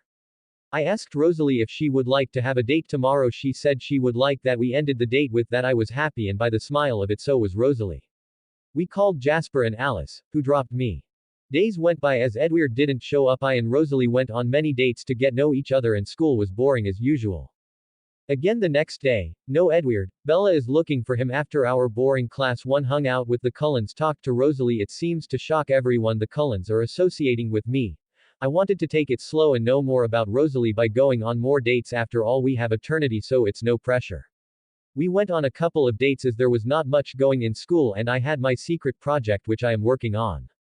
I got to know more about Rosalie through our dates. We decided to know each other first and I didn't want to be like Bella who got dazzled by the supernatural. From what I have seen, Bella and Edward didn't even try to get to know each other. They didn't even go on a single date. I understand she is his mate, but come on, it's like Bella meeting him. Fast forward, she becomes his girlfriend. I and Rosalie went for a walk in the woods, not too deep, just enough. We both really during all those dates bonded really well. Since I told her I took drawing as a hobby, she asked me if I would draw her. I slightly nodded at that. We ended our date with it since it was getting dark. While I was about to go to my bike, Rosalie grabbed my shirt and gave a chaste kiss. I was surprised then I had a goofy smile on my face. I asked her, "What does this make us?" She had a smile on her face and replied, "I guess I am your girlfriend now." While I saw Rosalie walking to her car, I could see her sway her hips in an alluring way. I blushed. Seeing that I am a virgin, I turned my head and started my bike. I started my bike and went home. I saw Bella was waiting for me. Author's note. My idea of dating is like the first step before you decide you want to go in a relationship with a boy or girl. You can have multiple dates with the same person to get to know him or her before entering a serious relationship with them, and please don't laugh at me for this. By the smile on your face, I can say everything went well. Bella asked me. I just nodded my head while going to my room thinking, today was really a good day. But suddenly I thought of tomorrow and groaned, oh my god, Edward will be back in school. That emo really needs to know how not come off as an idiot. Rosalie's POV. I was in the canteen with Sarah and Emmett. We were waiting for Jasper and Alice while Elle was looking for my mate Matt. I saw him get dragged to our table by Alice followed by Jasper. Alice introduces everyone to Matt, but he seemed to go into trance when he looked at me, when the same can be said to me for me. Alice had waved her hand in front of Matt, break him out of his trance. Matt introduced himself to everyone and gave everyone a handshake. When I and Matt shook our hands, he seemed to have felt the same jolt of electricity during our touch. Sarah whispered to me, that is the mate bond. It's usually known when both are vampires, but for him to have this reaction, even as a human, that only means the bond between two of you will be strong. I heard he asked, where is Edward? He quickly corrected that, I mean Edward, today I don't see him. Everyone smiled at that. Emmett was close to laughing out loud. Jasper answered him by telling Edward went out of town for family reasons. I was thinking about knowing more about him. Let's just say a little pixie answered my prayer. Matt went to his sister's table. We all went to our class. After that, as school finished, I was dragged by Alice, who told me she had set me up a date with Matt. I was really happy on the inside. I went straight home to get ready. I decided to go simple. I wore blouse, black white color block bell sleeve cold shoulder top. Jasper, Alice, and I went to collect Matt, who looked handsome. He was wearing a black versus neck shirt, black leather jacket, and dark blue jeans. He greeted Jasper and Alice. He got inside and saw me. The reaction I got from made me really happy. I asked him if he knew about this date. He told me how Alice. We reached our dating spot prepared by Alice. Alice and Jasper went on their way, told us to call after our date. We both sat down. Matt broke the silence by making small talk. I told him to call me Rose while he said the same to call him Matt. I asked him if he dated anyone before. He shook his head in embarrassment. I found his embarrassment cute. We decided to know each other better, so we decided hobbies. He talks about being a martial artist. I was curious at that. I wanted to check that out. He asked me my hobbies. I told him how I like fashion designing. He asked me if I design clothes for my family. I told him, yes, I do actually, but not every time, just on special occasions. I then asked him about coming to Forks. He told me about his mom, his childhood, which made me sad and angry. I thought, I am sure Esme would be a great mother figure for him. I changed the topic by asking about his sister and dad. Matt seemed happy about telling about his sister Bella and his dad. He seemed to love them very much. I smiled at that. Matt asked me to tell about my family. I gave a description of them. Esme is like my real mother, she thought while describing them. We finished our date with that. Matt asked me if we can have another date tomorrow. Let's just say when I reached, I couldn't wait for tomorrow. Time seemed to move very fast. The days went by, everyone was doing what they did usually, either play games or go hunting. I went on a couple of dates with Matt. We thought it's best to know one another first. I cleaned up very fast and sped to the living room waiting for my family to come. All of them came down one by one. Carlisle went to the hospital, Jasper drove, then we went to school. Classes went by as during lunch Matt spent time with all of us, both os we talked. Then we bonded really well during our dates like this one in which we're just taking a walk through the woods. We didn't go too deep, we still talked about daily stuff. I remembered he has taken drawing as a hobby. Asked him, would you draw a portrait of me? He looked at with a smile and nodded. After the date ended, I decided to end with a good note. I grabbed his shirt, gave him a simple kiss. First he was surprised, then he had a goofy smile on his face. I heard him ask, what did this make us now? I replied with a smile, I guess I am your girlfriend now. I went to my car, I swayed to my hips to tease him. I looked around to see Matt's face slightly red. When I returned home, Alice was jumping up and down looking very happy and wished me, congratulations Rosalie. I guess she saw it in her vision. I smiled at her. I saw Jasper come up to me and wish me as well. I saw Esme, Emmett, and Sarah who heard all the noise came to the front room. Alice told them what was happening. Everyone wished me happiness, which I know Matt will bring me. After that everyone was in a happy mood, and later Carlisle came home and told me what happened today. He wished me as well. Everyone was happy for me. Carlisle got a call. After some time he ended the call and told everyone that Edward will be back home by tonight.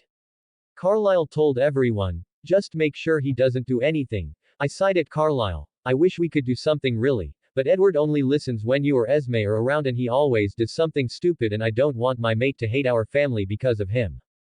Jasper, Alice, Sarah, and Emmett nodded and said, it's true. Carlisle and Esme could only sigh in resignation.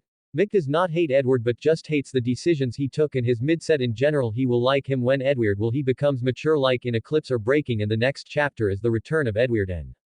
L. Chapter 6. Matt's Pav. I did go to school and dates with Rosalie, but I didn't waste my time.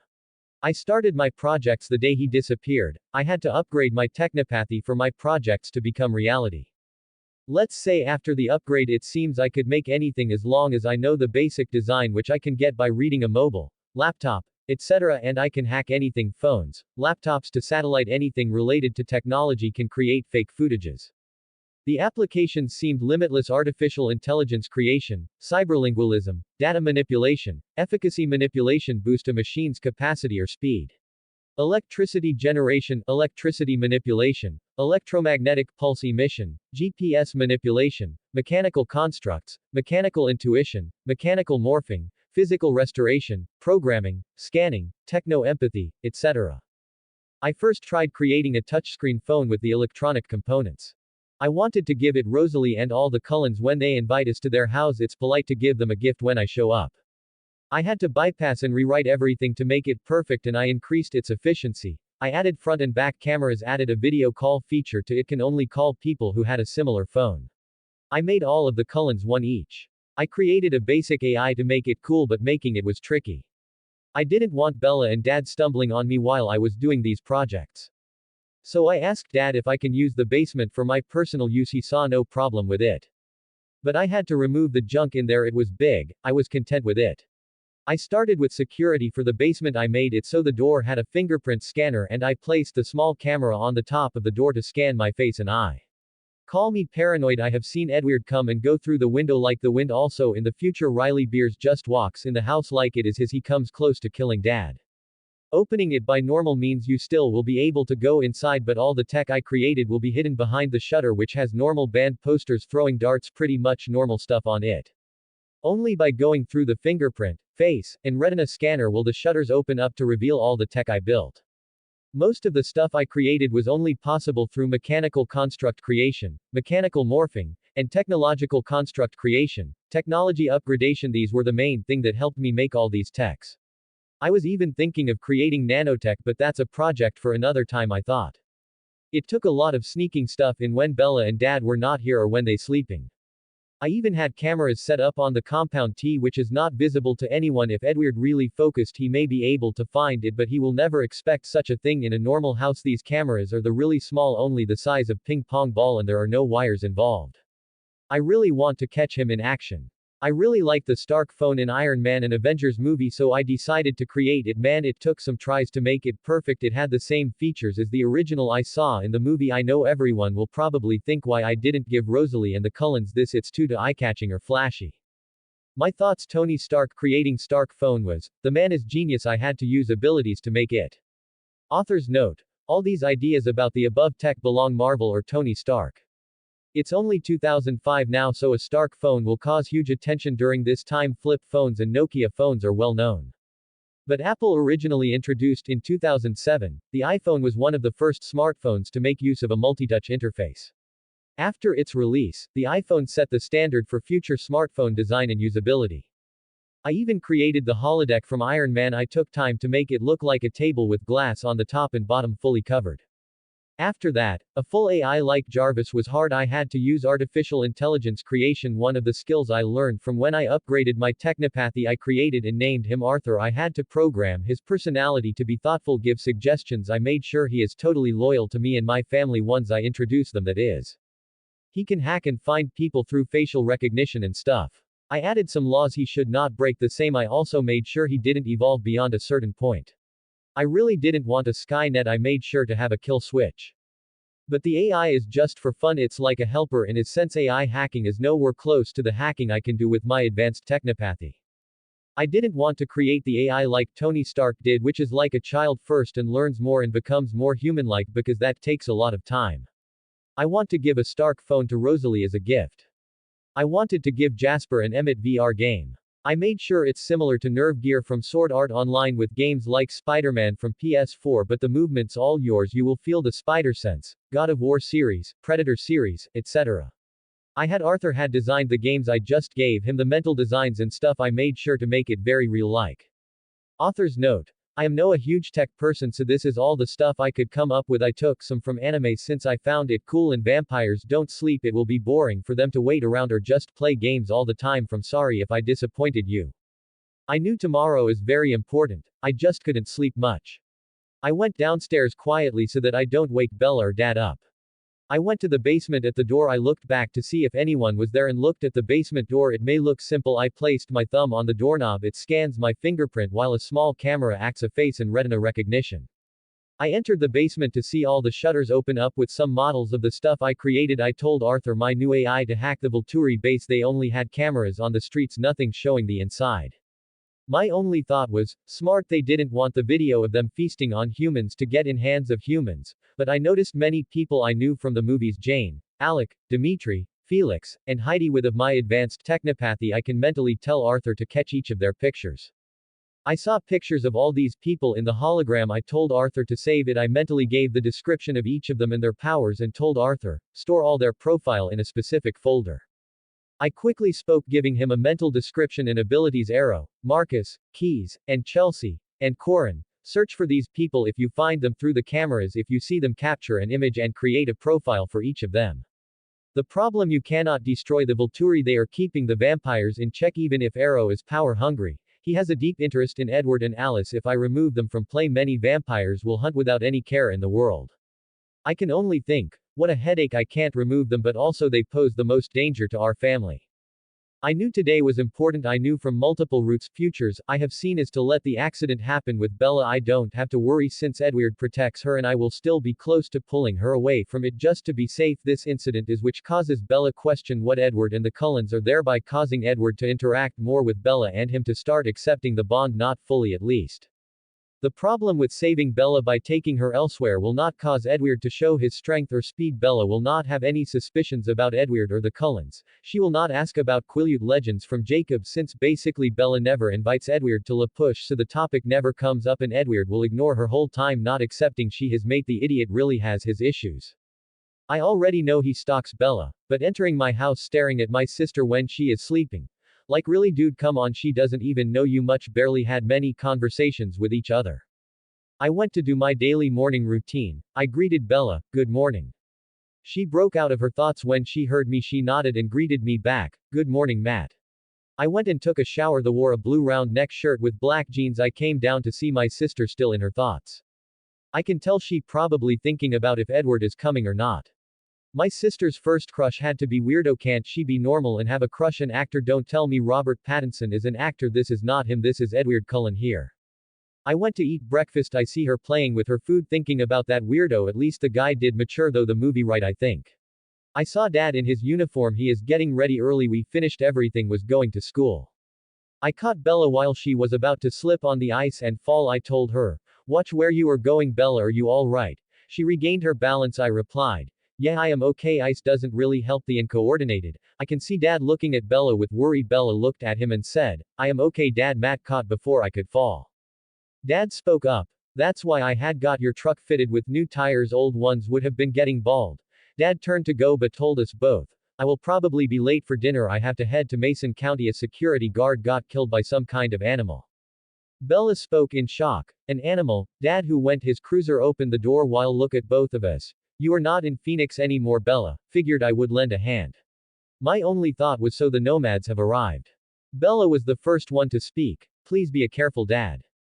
I told to dad with a serious look. The animal should be pretty big to kill a full-grown man, please take care of yourself. So the nomads are slowly getting closer, James and Victoria are the dangerous ones. Dad smiled and said, always am. I decided to take a ride in Bella's truck since it seems to rain. I did have a car in Arizona, totally got it by luck, 67 Chevy Impala. I wanted to get it to send here but they said it would take the time. I have a friend who will bring it later, he is out the country now, he will bring it the end of the year at best now, so I bought Sam's bike. We reached school, I told Bella to go, I will follow her. I looked for Cullens, it seems they arrived early. I went to find Bella, I hear Eric's voice. Prom committee is a chick thing. But, I got to cover it for the paper anyway. I need a guy to choose music, so I need your playlist. Hey listen, did you have a date to? But it got interrupted by Mike, who was flicking his wet cap over Bella's head and said, what's up to Arizona, how are you liking the rain girl? I can tell she didn't like it, so I interrupted them. She doesn't like it and please stop pestering her. Eric and Mike, who saw, quickly nodded and made their to class quickly. I decided to go to my class since I know what will happen. I sat next to Alice, who was happy as ever, as told me, I heard that Rosalie and you became a couple yesterday. I looked at her with a smile, said, true, but it is she who took the initiative or action here, but I am not complaining. I asked Alice, is your brother a no-show to? It's been 14 days since I last saw him. Alice laughed and said, no, he is here today. I know what you call him, Edward, right? I gave her a look and said, can you blame me? Alice laughed and shook her head. She was thinking even in their family Emmett and Jasper calls him that. The classes were boring. As usual, I studied all these in my previous life. As class finished, I was going toward the canteen. I saw both Edward and Bella having a conversation. Either, I have no presence like Kuroko from anime, Kuroko no basketball, or Edward is too focused on Bella to notice me. I was not far from them. I can hear him questioning her on why she is calling her mother Renee and why she and I didn't move with Renee and Phil. Bella seemed to avoid the first question. I can understand that she started telling about Phil being a minor league baseballer and that he travels a lot. She continued on how Renee stayed at home with her and she felt it made Renee unhappy and figured that both of them stayed with dad. Edward asked, now you are unhappy? Bella replied quickly, no, maybe at the start, but now I am happy. Edward stared at her like she was some kind of puzzle and said, I am just trying to figure you out. Bella asked him if he was wearing contacts and his color changed from black to golden brown. The idiot replied, it's the fluorescence. I looked at him like, really, that's the best you can come up with? At least make something more believable. He then left for the Cullens table while I came to Bella, told her, go find your friends Bella, we will think about him after school. She looked at me and blushed and replied in low voice, I am not thinking about him. I gave her a deadpan look that said could have fooled me. She quickly walked to find her friend while I entered the canteen. I saw Rosalie come up to me, so I smiled at her, but I did not expect what she did next. She grabbed my head and gave me a full-blown kiss. I was lost in it. I could hear catcalls in the background. I rest my head against her. Even if her skin is cold, I didn't find any discomfort. I asked Rosalie, what did I do to get this? Rosalie looked at me, smiled slightly, looked at Bella's table. I can see she was glaring at Jessica and said, just wanted to make sure everyone knew you were mine. I did hear Jessica's thoughts once. She was projecting it like crazy. She was pinning for me since Edward rejected her. Now after this she will go after Mike. I looked at her with a smile and said, I am all your princess and I am not going to let you go. I heard Rosalie whispered while her eyes closed, snuggling into my chest, I know, neither will I. We enjoyed each other comfort, but decided to go the Cullens table while walking toward them. I told Rosalie, you know I find your brother weird. We both stopped as Rosalie laughed and asked me what did he do now. I can feel someone glaring at me. I am sure it's Edward. Can't this guy do anything other than stare and glare? I am finding the honest trailer of Twilight more believable now. I was blunt and asked Rosalie, is your brother gay? I know this is not true, but I love messing with Edward. It's my favorite pastime. I missed it when he was not here. Rosalie was trying hard to control her laughter. I heard the same from Cullen's table. I also can feel eyes boring into me. That's Edward for sure. Why do you think that? She asked me, controlling herself. I told her, I just heard a conversation he had with my sister. The feeling I got from it was he never was interested in the opposite sex, and he has been glaring at me or my sister since the moment we met him. I am sure he is glaring at me now. Just tell him. I am not interested in guys and I already have a girlfriend. Tell him if he is interested in men. I am sure he will meet the right one. I am sure there's someone who is into weirdos. I whispered the last part, but I am sure every one of the Cullens heard it. I looked to see if he is going to vomit. While Rosalie was laughing hard, she tried to control it and failed. The same with the Cullens. Emmett fell on the floor laughing. Jasper laughed hard while covering his mouth. Alice and Sarah were laughing at Edward. Rosalie was giggling as she dragged me to the Cullens' table. I sat next to Rosalie. I smiled and nodded at everyone, but I can see all of them holding in their laughter. I saw Edward giving me a death glare. I patted his back and told him, sorry, Edward the First, I'm not into guys and I already have a girlfriend. I sure if you are interested in the same sex there is nothing wrong with it. I am sure you find the right person. That was it. The Cullens burst out laughing. Edward looked sick. He didn't even look at me after that. But I am sure the idiot will start glaring at me again soon. Author note. I have nothing against people interested in same-sex. This is a joke, so don't bash me for it. After lunch, we went to our last class. It went smoothly. I was thinking about the accident. Only thing I could think was, I hope everything goes smoothly as it did in the vision. After school, I saw Bella stand going near. I walked next to her. I can see her peeking at Edward. I saw the Cullens wave at me and Rosalie was giving me a flying kiss. I waved at the other Cullen while embarrassingly looking around, gave her one. I had an arm around Bella's arm ready for it. Then I saw it happening. Tyler's skid and started to come towards us. I pulled Bella to a distance where the injury would be small. The next thing I knew was Rosalie grabbing me and dragging to the side while Edward had his arms around Bella while stopping the car with his hand. I saw him jump up to our truck and walk off while Rosalie looked at me and whispered, I will tell you everything when the time comes. I gave her a nod. Bella and I was taken to the hospital. I saw Dad coming running in while asking both of, are we okay, and was really giving Tyler a glare and telling him Tyler can say goodbye to his license. Both Bella and I spoke at the same time. Dad, we are okay. Dad worriedly replied, both of us, both of you could have been killed. Bella looked down and spoke in a hushed tone, we are sorry to worry you, Dad. Dad spoke up at that, it's a parent's duty to worry Bella, it's not both of your faults. Bella whispered at that, Renee never did. I replied back, true to true. Dad seemed to have heard that and gave both of us a look that said we are going to talk about that. Tyler was speaking to Bella how he tried to control his car and all. Dad just glared at him and pulled the curtain to put a cover between them. I saw Carlisle Cullen come and look at our medical reports while saying, Isabella and Matthew. Both of us replied at the same time, then looked at each other and smiled, it's Bella and Matt. He looked at both of us and smiled, it's quite a close call, wasn't it? He gave both of us a medical checkup and told us we will be just fine. I smiled at him. Bella told it would have been a whole lot worse if Edward was not there and that he knocked her out of the way and that he was very fast since he was nowhere near them. I guess she only saw Edward, not Rosalie. Dad, who was probably thinking about what to do with Tyler, poor guy, but he heard what Bella said about being saved by Edward and asked Dr. Cullen, Edward your boy. Carlisle told her she was very lucky with a smile and went outside. We both came outside the room while Dad is to call Renee. Bella and I spoke up together at that, you told Renee. I noticed both of you seemed to be very cold and distant towards your mom, Dad asked us seriously. Bella turned to me, I nodded and told Dad, we will tell about this when we reach home. Deal. Who heard that went to fill some paperwork and I turned to Bella as said, you deal with Renee, she never calls me or asks my well-being.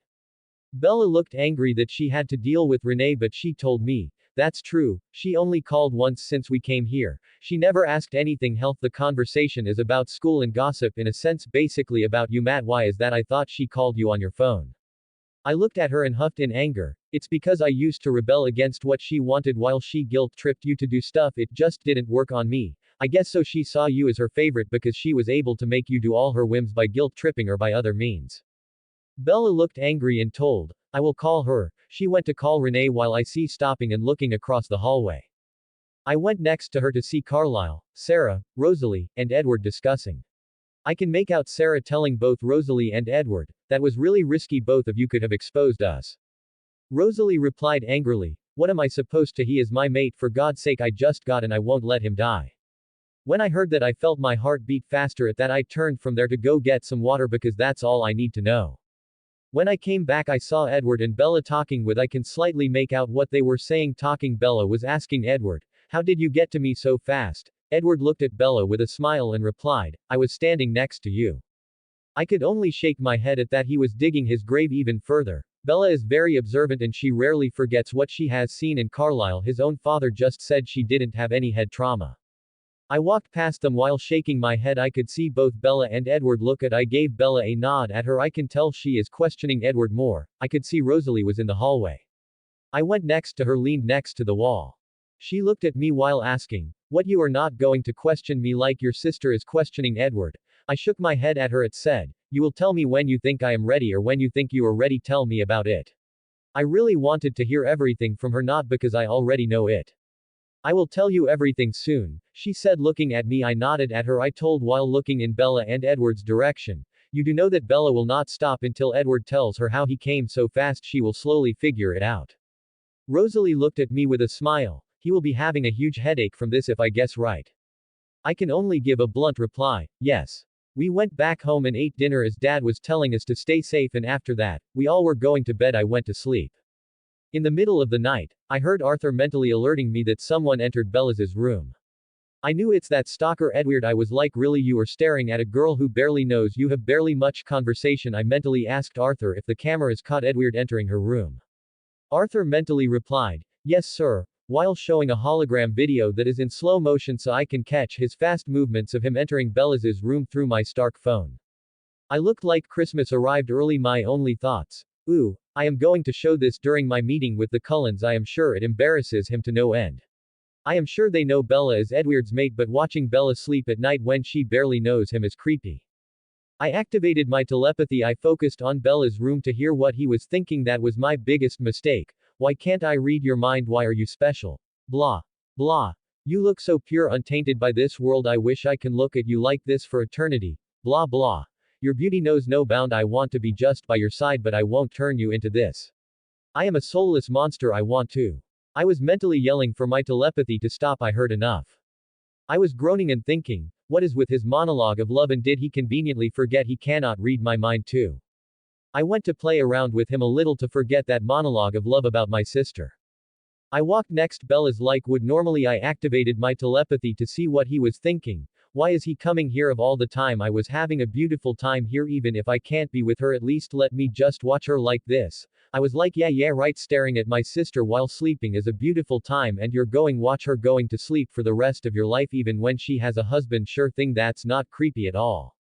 I opened the door of Bella's room to see he already escaped. I saw Bella waking up to see me. She rubbed her eyes while asking, what happened, Matt? Why are you in my room? I just replied, just wanted to see if you're okay, you know, with what happened today and all. That's a bald-faced lie. I knew she was fine from the looks of it. She did feel Edward staring at her because she looking at the window as if she is waiting for him to appear. My only thoughts were, oh God, why did I have to have a weird sister who likes weirdos? I could see him mentally through one of the cameras which has night vision. I placed he is on a tree branch. It seems it is dark outside for me to see anything through the window. I still focused my telepathy on Edward. Let's just say he is a certified weirdo. Oh, her voice is so melodious. I just like to hear her voice for eternity, but I will not turn her. Hearing his monologue of love, I could only groan. I could just stare at her from a distance like this, hearing what he was thinking. My only thoughts were, staring is the only thing that you seem to be good at, weirdo, and what distance? It's not even that far from the window.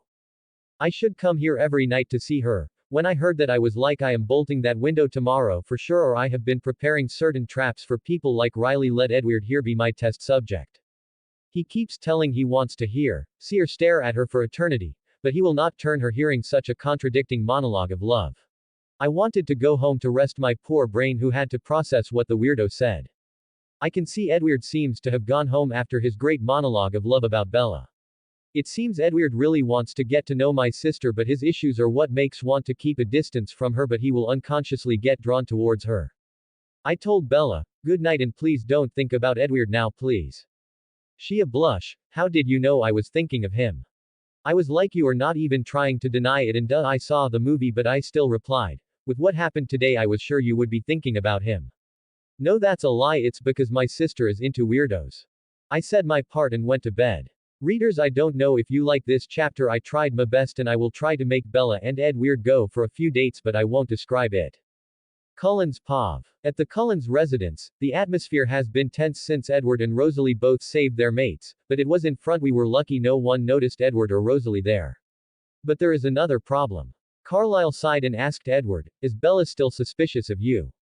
Yeah, she is asking many questions about how I reached next to her that fast, how I pushed away from the truck, Edward answered. Carlisle asked Rosalie, what about Matt did he question you on how you reached that fast? Rosalie looked at Carlisle and said, no, he just said to tell when I am ready or when I think he is ready. Everyone seemed to be surprised at that. Jasper was the first one to speak. You are telling me he didn't seem curious about our abilities? Alice whispered, he is different, he is very understanding. He is even thinking of introducing me to his sister Bella because she does not have any friends even after this incident. He is not questioning or avoiding us. Sarah, who is looking outside, turned to everyone. We were very close to being exposed, but I am happy that both of you saved your mates. Rosalie spoke her thoughts out. Edward is going to have a hard time. Matt told me Bella will not stop questioning until he tells her how he did it, and he even said she will even find out how you did that. Esme asked Rosalie, so Bella will not stop this without finding the answer. Rosalie nodded at that while Carlisle could only tell Edward to discourage Bella through talking not glaring. After that, all of them started to go to their room, at least everyone but our dear Edward, we know where he went. Matt's Pav. I was thinking about what to do today. I have a school trip. I woke up, got downstairs. I really didn't want to go today, it's mostly Bella being a detective. But I have seen how the weirdo digs his grave even further. I saw Bella coming, we greeted each other. I mentally asked Arthur to check any animal attacks happening near Seattle, and I had laid a shocking trap for Edward. I made sure Arthur ran simulations and make sure that Edward feels the same effect as a normal human being tasered. I am 100% sure he will not talk about going to Bella's house or what happened to him, since questions will be asked about why he was there and all. I was showered and got ready for school. I asked about the animal attack situation. Dad told us they couldn't find the animal or what attacked them. I got on my bike and went first. I waited for Bella, who I saw coming, and she was parking her truck. I saw her staring at the Cullens. I went next to Rosalie and, how are you on this fine day, Rose? Rosalie, who saw me smiling and gave me a kiss and said, I am fine now. I wrapped my arm around Rosalie weight while looking at my sister and Edward. You know your brother Edward is staring at my sister, same can be said for her, I guess. I saw Mike make a fool of him while asking my sister to the prom. I laughed at that and I thought, Edward will only turn her when Bella. I was seen by the Volturi. I grabbed the rose and went to the bus. We were waiting for us to reach the greenhouse. Rosalie had her head on my shoulder while looking out the window. We reached the place. The teacher was talking about compost tea. I heard Edward ask Bella, what's in Jacksonville? Bella ignored and asked him, how do you know about that? He dodged it, telling Bella she didn't answer his question. Bella shot back saying he didn't answer any of hers. She told him that he didn't even say hi to her. I tuned out the conversation and whispered to Rosalie, your brother sucks at making conversation, doesn't he? Rosalie, who laughed and whispered back, yes, he definitely sucks. I heard him say it was an adrenaline rush that helped him reach fast as well at pushing the truck away. I told Rosalie, he is really bad at creating an excuse or lie, really adrenaline rush even with that coming opposite side of the parking lot at that speed. While pushing the car away caused a huge dent in the car. Bella will easily figure out that's a lie and his hand would be broken even with an adrenaline rush. But it looks fine, he is an idiot. I must add idiot to the list too, it seems. Rosalie, who heard this, replied, yes, that is a really bad excuse or lie, he is an idiot. I could feel Edward glaring at me. I just shook my head at him and thought, this guy only seems glares or stares at people. The trip was coming to an end. I introduced Alice to Bella. Bella, I like you to meet Alice, and Alice, I like you to meet Bella. Let's just say they got together fine. I wanted to take Rosalie on a date somewhere to have private time of our own, So I went next to Rosalie and told her, do you want to go on a date now? Rosalie smiled at that. She also wanted to have some private time with me. It seems Alice saw this in a vision. She brought out a picnic basket for us. We went in Rosalie's car. We made our way to a good spot Rosalie she knew parked. We had to walk some to reach the spot. When we reached the place, the only thing I can think of while seeing the place was, beautiful. We set up our blanket and picnic basket. She told me Esme must have cooked food for me. I knew vampires could not eat food. It really is bad. It knows what your own mother's cooking tastes like now. Rosalie was pondering. I should tell him everything about being a vampire and my past. I really want to be with him. The times I am with him are the happiest moments I had since even before I turned. Rosalie decided to tell Matt everything. I was thinking about how hard it was for being a vampire, but I was broken from my thought when Rosalie spoke up. Matt, I want to tell you something. I am not a normal person. I am a monster. In a sense, I am a vampire, Matt. Rosalie was not looking at me while telling me this. She seems afraid I would reject her out of fear. I slowly put my hand on her cheeks. I turned her face towards me. I told her, go on, tell me everything. I could see tears or venom coming from her eyes. She was really scared I would reject. Rosalie had tears flowing when she saw Matt was not scared, but he was concerned for me. I started to tell him about her life. I was born in Rochester, New York, in early 1915. I had 2 younger brothers, a housewife for a mother, and my father worked at a bank. My father's job helped keep the family wealthy during the Great Depression. I was born beautiful and constantly praised, making me vain and self-centered as a result. My parents took pride in my looks, which I enjoyed. I also enjoyed my father's pleasure in buying me beautiful clothes. The result of all this attention was that I tended to be self-absorbed, shallow, and materialistic. However, unlike my social climbing parents, who always wanted more out of life despite their already elevated social status, she didn't look at me. I held her hand and told her to continue. Rosalie looked sad as she continued. I just wanted to marry, have a nice house, and to kiss my husband when he comes back from work. I wanted to have kids of my own, grow old, to see my grandchildren. My wishes were simple. I could see she was crying. I asked her, what happened to turn you into a vampire? I can see from what you told me. I can tell you didn't want to turn into one. Rosalie looked down, her hushed voice, as she said, my mother made deliver my father's forgotten lunch. It was my father's hope that the bank's owner's son would notice me, and he did. His name was Royce King too. He was very charming. We were attracted to each other physically. I didn't know it that. I thought I was in love. We got engaged later. But when I saw the love between my friend Vera and her husband, I knew I didn't love Royce. But as I was going home, I saw Royce was drunk, boasting about how beautiful I was to his friends. Her voice was low as she continued, he and his friends gang raped me and left me there to die. Carlisle, who smelled my blood, came and turned me. I did kill him and his friends in revenge. Rosalie looked at Matt to see disgust. Instead, she saw was understanding and concern. Matt hugged me and I cried on Matt's shoulders.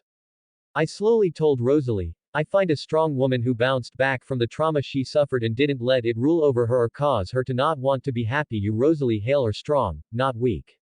I looked at Rosalie, who looked at me with relief and happiness. So tell me the difference between the vampire I read about and the one you are.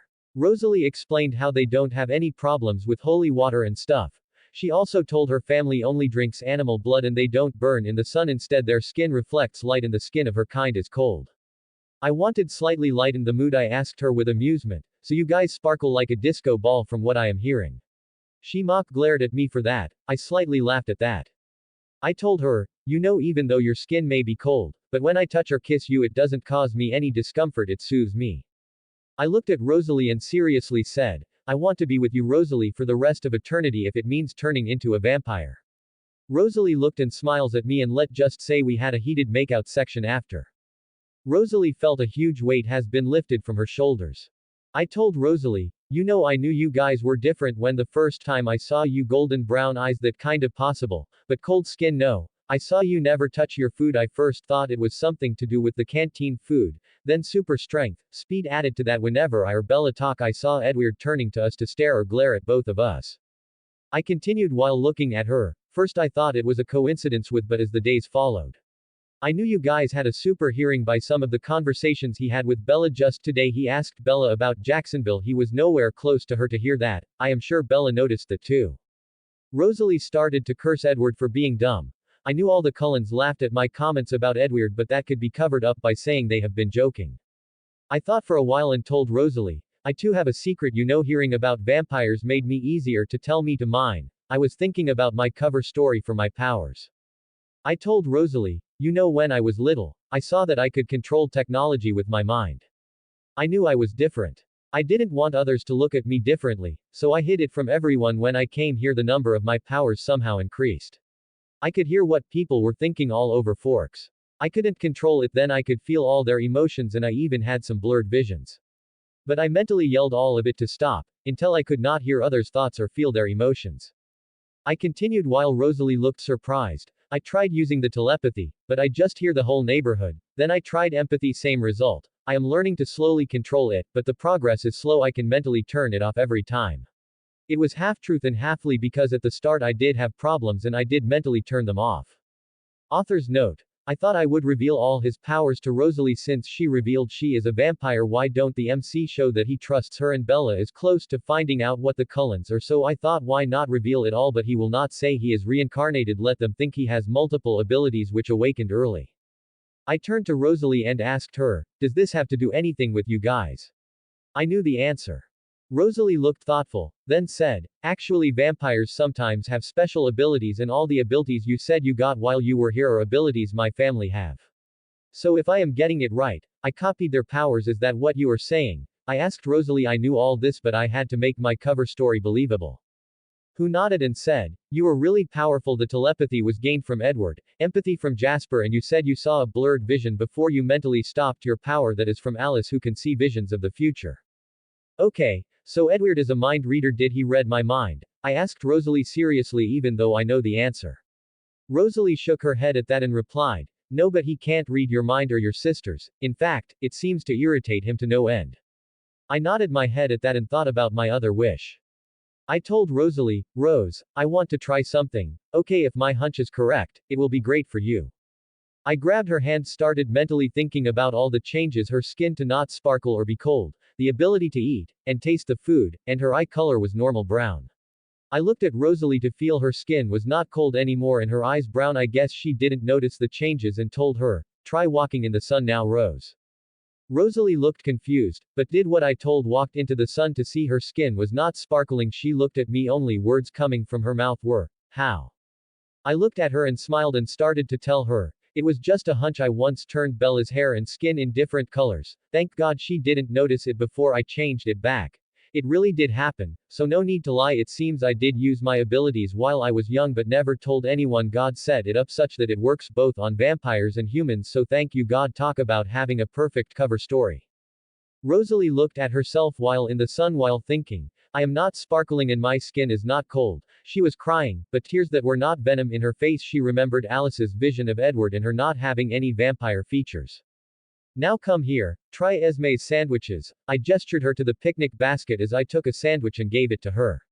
Rosalie looked at me with confusion and questioned, I did tell you that vampires can't eat, right? I urged, try it. I just want to see if my hunch is correct. If it is not edible for you, then spit it out. Rosalie looked at me slightly, took a bite out of the sandwich. She looked surprised and started to eat all of it.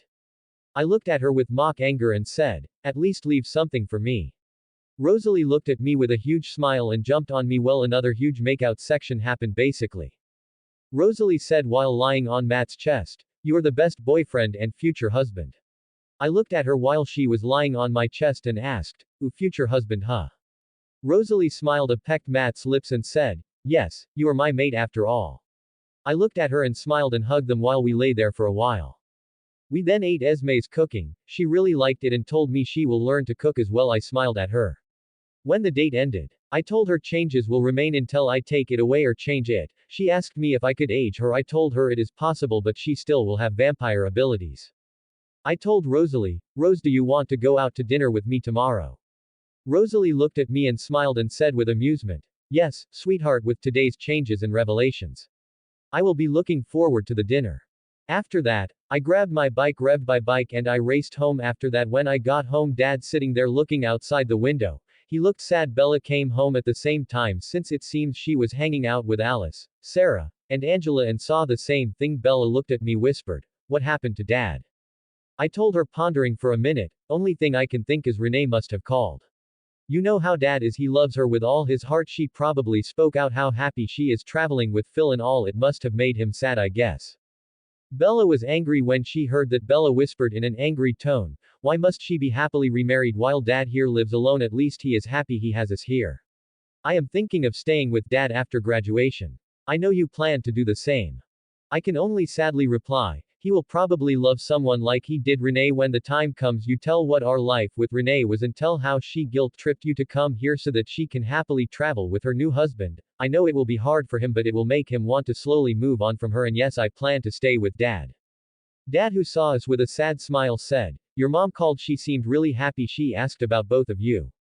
I could tell that was a lie. I asked dad while looking out the window. She didn't ask anything about me, did she? And she just asked about Bella's school life. That's it, right? Bella, just tell him everything. I can't talk about her. I grabbed my leather jacket and went out. I need to clear my mind. I thought about going to La Push and maybe go meet Sam. I raced to La Push. I reached it quickly. I went to the shore staring at the sea for a while, then walked to Sam's house. I saw he was with Jared and Paul. The first said out loud for him to hear, hey Sam. He heard me and looked at me smiling while I went towards him talking about classes being boring and stuff. I looked to see Jared and Paul. The first greeted both of them.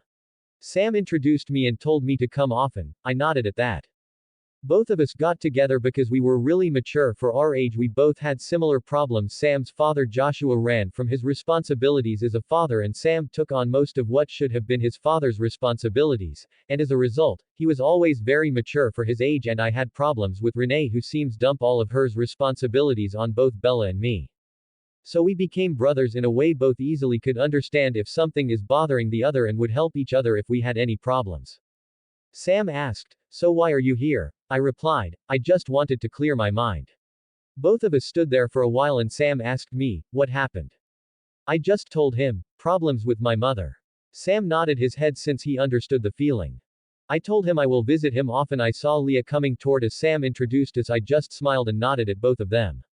I thought while going to my bike, Sam and Leah's relationship got sour because Sam imprinted on her cousin Emily and Leah didn't understand what imprinting is, so she was really mad at Sam for most of the time for what he did to her. I may able to change that. Sam will become a shapeshifter because the nomads came to the forks. I can help settle in being a shapeshifter and change his views on the Cullens, since they are the ones causing the change to happen, or are the ones that cause trouble. The vampires who drink human blood causes the shapeshifter gene to awaken.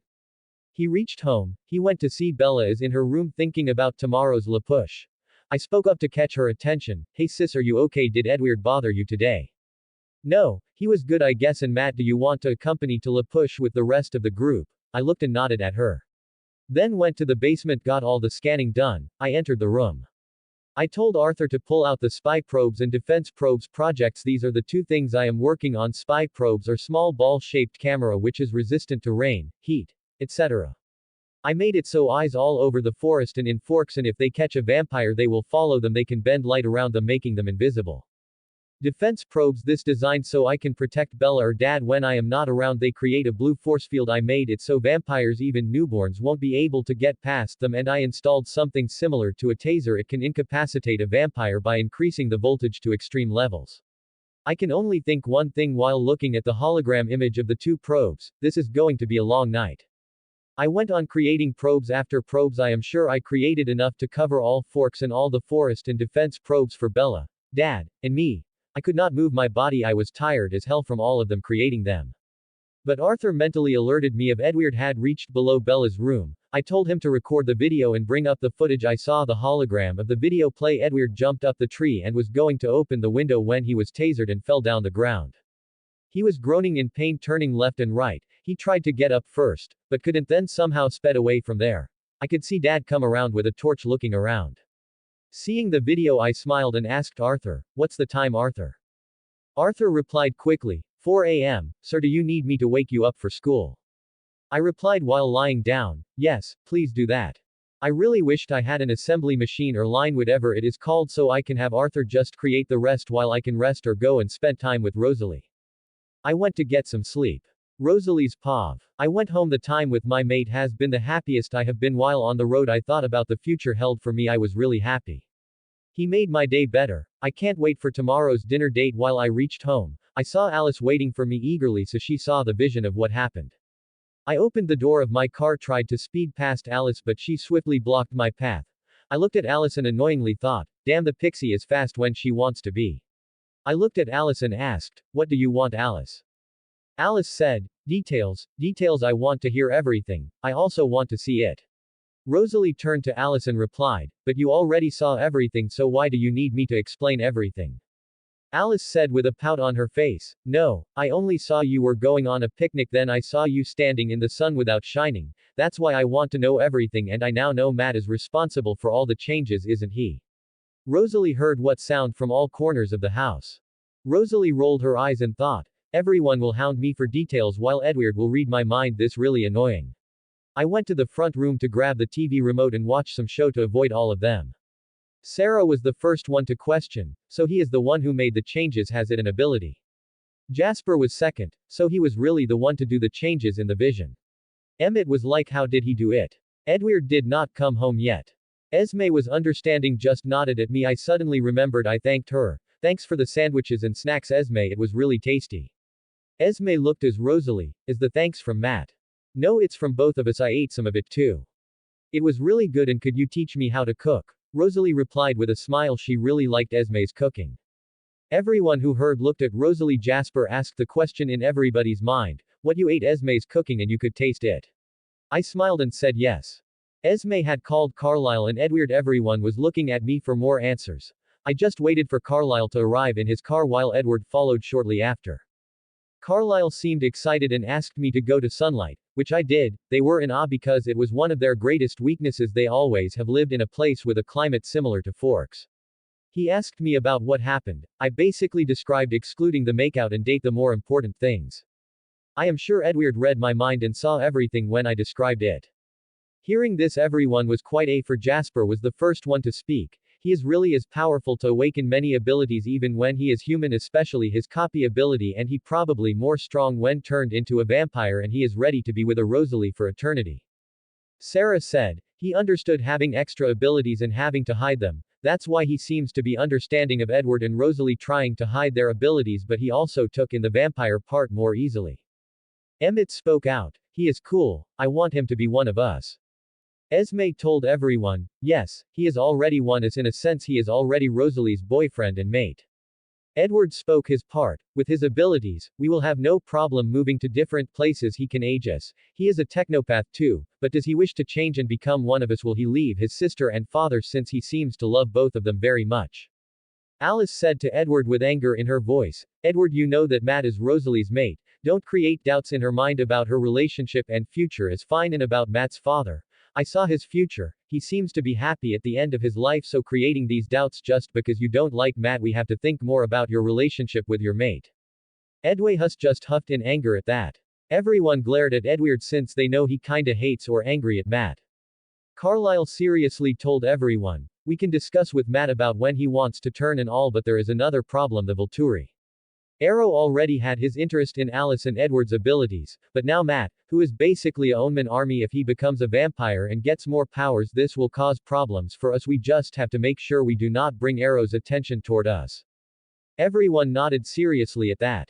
Jasper, who is the most experienced, told everyone, it's true what Carlisle said, Arrow will start to plot against us if he learns of Matt's powers. Even Bella's ability to stop Edward from reading her will only mean Arrow won't be able to read her. It will intrigue him to no end and want both of them to be members of the Volturi. I heard what everyone said. My only thoughts about the matter was, what I had in the past 2 months. I met him is the happiest I have been. I don't think I can live without him. It hurts even thinking about it. I spoke my thoughts to everyone. I am sure he will turn just to be with me. And about his father, I think it's best to just ask him and make assumptions on the matter. I am not like Edward who runs away from everything. He is my happiness while I am sure I am his. It's his choice if he wishes to turn or not. Everyone nodded happily at that, only Edward looked grumpy. Then the meeting was finished with that. Let's just say we'll all know what happened to Edward after he left the meeting. I don't know if this chapter is good, but please do give your views on this. I heard one of the readers wanted more Rosalix MC time, so here it is, but the time they spend together will increase as well some of the Cullens in the future. Chapter 8. Author's note. I am not sure if this chapter is good because I wrote this in a hurry. Matt's Pav. The next day, I was still sleepy when Arthur alerted me that I would be getting late to school. I was a top-ranked college student in my previous life. I could skip most of this, but it is because of Rosalie, Bella, and the Cullens. The same thing happened at school today, Bella acting like Sherlock Holmes, if only she thought like that all the time. Edward being an idiot. The classes went. As usual, I was getting lunch. Rosalie came next to me, greeted me with the kiss on the cheek. I smiled at her. I told Arthur to send out the spy probes and alert me if an attack happens or spots the nomads. Rosalie smiled at and said, now I can walk in the sun as well as eat. I am looking for a lot of dinners and lunches. I smiled and nodded at her. Yes, princess, we will be going on many dinners and lunches, that's for sure. I was walking with my hand in hers. Suddenly she asked me, I wanted to know, do you want to turn into a vampire to be with me? If you turn, you will leave behind. Sorry to say this, you will have to see your dad. Your friends will die of old age. I looked at her with a sad smile and said, I know my dad will not want to live forever. I believe he just wants his children to grow up and be happy. I think he would die with a smile on his face, knowing both of us are happy with our lives, and I will turn to be with you. Rosalie looked at said, I don't think I can live without you now. I replied with a smile, same for me. It's true, I was thinking a lot about what I just said. Turning into a vampire is not great, as Bella thinks she is so dazzled by the supernatural. It's not sunshine and rainbows. Vampires, even I only have experience seeing the movie or reading the book. That's why I asked for specific wishes to make life bearable for my maiden coven. Just like Rosalie said, I will have to watch my dad die. Just thinking about is hard. I know even if I give him the chance to turn, he will not take it. He will just ask if we are happy with our choice and die with a smile on his face when he is old. It's just even if I turn back to have a normal life and grow old and die. I know I will regret not being with Rosalie till the day I die. She is my soulmate. I saw Edward slightly tap the apple with his feet and catch when it fell off the table while he greeted Bella. While I turned, Rosalie whispered, you know, I find your brother very different. From what you told me, this is the first time having a conversation with a girl outside your family. It's like he is showing off to my sister by doing that. He could just have caught that with his hand. Rosalie shook her head and said, it's his first time taking an interest in a girl. I could hear Bella telling Edward his mood swing or giving her a whiplash. True, his mood swings are pretty problematic. Edward replied by looking down, I only said it's better if we were friends, but not that I wanted to be. I told, looking confused, Rosalie, you know your brother is saying cryptic and contradicting things. Is he always like this? Rosalie, who looked at Edward as if he is an alien, replied in annoyance, don't bother trying to understand what he is talking about. It will just hurt your brain. We tried for years to understand him or what he is talking about, and we still don't understand him. Bella was asking Edward, what does that even mean? I was like, sis, you are not the only one, even I don't get it. Edward glared at Rosalie. When I saw that, I was like, I knew that was coming. He turned Bella and told her that if she was smart she would stay away from him. I was like, good luck with that. She will not be staying away from you, that's for sure. Bella replied, annoyed, let's for argument's sake, I am not, would you tell me the truth? I was thinking while looking at Bella, it's not an argument, Bella. After meeting Edward, you did take many dumb decisions. I guess Edward's stupid decision making must have rubbed off on you. I don't want that image in my head. I heard them continue their conversation. Edward was asking about her theories. Bella started telling about radioactive spiders, kryptonite. He started telling her how that is all superhero stuff, and what if I am not the hero? What if I am the bad guy? The first tuned out their conversation. He is trying to make her more curious. I don't know. I give up, I said mentally while I tuned out the rest of their conversation out. After that, I walked to the Cullens' table with Rosalie. Rosalie, who heard their conversation, can only sadly shake her head and say, I know, I didn't think he would be this bad. I was at Cullen's table. I next to me sat with Rosalie. I was greeted by Emmett. How are you, Matt? Then the rest of them greeted me as I nodded my head and replied to all of them, I am fine. How are you guys? I sat with Rosalie next to me. The Cullen's table was away from everyone, so no one can hear what we are saying. Jasper spoke for everyone. Everyone is fine. So how are progress with her learning to control your abilities? I replied after drinking some water. Yes, I am getting better as I can read people's thoughts now, but I don't use it on Bella, Dad, or you guys except Edward. That was a lie. I am better than Edward at telepathy and empathy was tough. The emotions are overwhelming, but I learned to control it. I can also project them. Jasper looked curious at that and asked, why do you read Edward? Sorry, Edward thoughts, but not ours. Why is that? Even the rest of the Cullens looked interested. Well, when I read his thoughts, I understood he is a guy that does not care about the privacy of the person with his telepathy. I am sure he read every one of your minds daily, right? I said while looking at them. I was thinking about what I just said. It's true, I find his lack of privacy annoying, entering our house while Bella is asleep or doing other stuff. What the fuck, dude? If you had to talk to her, call her or take her on a date next day, not enter her room every night. It's just wrong. All of them nodded at that. Alice looked at with a smile, asked, please Matt, make so I can walk in the sun and eat. I want to go to the beach to eat a burger. I just shook my head in amusement when Alice said that. I will do it when I come to your house to meet your parents so I can change all of you, okay? I asked them. Jasper replied, I can wait till then. Alice pouted but still nodded. Sarah seems to think it's okay, the same as Emmett. Sarah looked at me and asked, so have you thought about when to turn? I replied while thinking it's best to turn after Edward visits the Volturi. I don't know, still thinking about it, probably before graduation. I was planning on turning after Edward goes to Volturi since I can get a treasure trove of powers from Volterra. I could feel Rosalie is taking my hand. I turned to her and smiled. She smiled back at that. I looked at Alice and asked how her friendship with Bella was going. Alice chirpy as ever started to talk about all the stuff she and Bella will do with the girls. We would go shopping, maybe be to the beach after you changed us.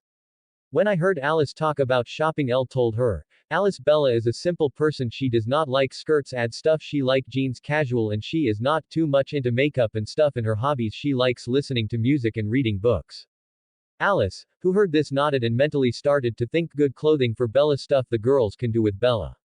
I turned to have a conversation with Jasper, who turned to his confident self. When I came near him, I knew he is being influenced by all these emotions of these angsty teenagers had, but he turns from pain into his real self when I am near. I was pondering on it. The only thing I can think of was my scent, canceling all the scents nearby, therefore he can focus on his empathy more without getting all these scents to distract him. But Edward, feeling the need to drink Bella's blood added to her scent, affects him more, so he has a hard time controlling his thirst. I can only think him being an empath is affecting him greatly because easily control himself from being in a room full of newborns, but he is with the Cullens, he seems to lose control more. I guess the first time on animal blood added to all the emotions he feels causes it. Looking at Jasper, I can only sigh and think, before Jasper was turned, he joined the Confederate Army at the age of 17. In the following 2 years, he was promoted to major in the Army and became the youngest major in Texas. After he was turned, he has fought Southern vampire wars. He has turned into this, now a shell of his former self. It's his empathy that is causing the part of the problem. I must address the issue later. I can't tell them now. It will stop new moon events from not happening. There are events in it that must happen. Edward came and sat on the table and turned to me, spoke. Do you know your sister is going to La Push tomorrow? I looked at Edward confused at why he is asking this, as replied, yes, I did, and I am going as well. Edward seems to be deep thought after that. I read his thoughts about what caused him to go into such deep thought when I found out I was close to cursing him, and he has been stalking Bella everywhere. He is just thinking he can't follow Bella to La Push. I was mentally cursing him, you bloody fucking stalker, can't you even let her have her moment? Now I think about it, of course, he wouldn't, because he even watches her sleeping. Why did I have to get this stalker as a brother-in-law? Quote. I was thinking how Edward has not felt anything like he did with Bella. He thinks it's his lust for her blood. Also, he thinks she is unique. I guess he will figure it out. It's just some of the decisions he made about Bella as well. Conversations with her makes him look like a fool. I guess I will not make fun of him after this last one time by giving Rosalie the video of him entering Bella's room. What anyone would find that it's creepy to staring at a girl who is sleeping, especially if the girl did not know him. I was broken out of my thoughts by hearing Rosalie speak. Are you okay, baby? You looked lost in thoughts just now. I replied while shaking my head. Nothing, just thinking about something. Lunch came to an end, and everybody went to their respective class. I was getting more sleepy. After class, I needed a good night's sleep, so I was about to go on my bike. I was stopped by Edward, who asked me, why do you hate me so much? I looked at him with slight annoyance. I don't hate you, but I don't like you, at least not yet. Maybe after you mature a bit more, I will start to considering you a brother or friend. I started my bike and went straight to home. After reaching home, I went straight to my room. I threw my bag and jumped into my bed to get a good night's sleep. I didn't care about dinner or anything. The next day I woke up and got ready since I told Bella I would go with her to La Push. I went with Bella's group of friends to La Push. They were going to surf, I guess, so I sat there with her to keep Bella company. I was thinking of the dinner date I had today. When I heard Jacobs's voice calling Bella, I saw Sam, who saw me and gave me a nod. I heard Jessica talk about how Bella invited Edward, and he declined. It seems she wanted to embarrass Bella. But Bella didn't seem too fazed by it and told she was being polite when Angela was talking about how no one invites Cullens for anything, so it was good for Bella to do it. Sam spoke up at that. The Cullens don't come here. Bella seemed intrigued by what Sam meant. I knew Jacob was going to tell Bella about the Quileute legend. I saw Bella walking with Jacob. I decided to keep my eye on the lovesick puppy. I can hear there a conversation about what Sam meant by the Cullens don't come here, so Jacob described the Quileute legends to Bella. I knew where this was going, my thoughts were focused.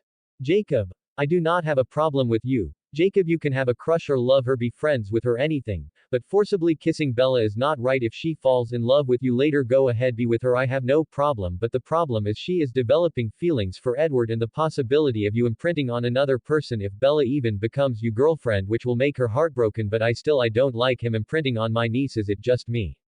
I suddenly mentally got alerted that nomads have killed Balon Forge. Shit, I forgot about him. He is a friend of Dad who we saw at the diner. I mentally told Arthur to keep surveillance on them. I knew Dad is going to be sad about his death. I didn't remember the guy. A part of me feels as I could have changed it, but another part of me knew if I saved him just now, the nomads will get alerted. That's bad. It's best to let them think we know nothing about them. I sighed at another death which I could have stopped. I am not a stone-hearted person, but I cannot change it now. I will focus on the future. I will save Bree Tanner. The girl was young and just got involved in a fight she was not part of and got killed by the Volturi. I also knew Bella was close to finding what the Cullens were. I decided to warn Rosalie during our dinner tonight. I went home after this short trip to get ready for my dinner with Rosalie. As I was going, I saw Bella looking at her laptop. I knew she was searching for a book about Quileute legends. I spoke out loud for her to hear me. I am going out for dinner with Rosalie. Do you want anything, Bells? She looked from her laptop and told me, nothing, and have a nice time with Rosalie. I nodded my head, and I waited for Rosalie's car. My only thoughts were, I want my car here now. Isn't the guy supposed to be gentlemanly and pick the girl up from her house and all? I just sighed at that and saw Rosalie coming. I entered her car. She wanted to try a restaurant in town, so we went to have our dinner date. As we were going, I told her, Rosalie, Bella probably figure out what Edward and the Cullens are by tomorrow. I am sure she will confront Edward, tell him about it, and tell him to be ready. Rosalie nodded at me. We reached the restaurant. We had a nice time. Rosalie seemed like to able eat again. We mostly talked about Dad-to-day stuff. I talked about wanting to start a company of my own. We were almost finished with our dinner. I placed a noise cancel or a gadget I made so vampires or humans don't hear what we talk about. I asked Rosalie if the vampires had some form of law. She started to tell me about the Volturi, about how Arrow, Marcus, and Keys were the leader, and told me if they find out me or Bella finding of about vampires from the Cullens, they may make it an excuse to take their covenants, since Arrow has a deep interest in vampires with abilities and he wants Alice and Edward to become members of the Volturi. I asked her seriously, so this Arrow guy has a memory or mind-reading ability, and both Bella and I are putting your coven in danger?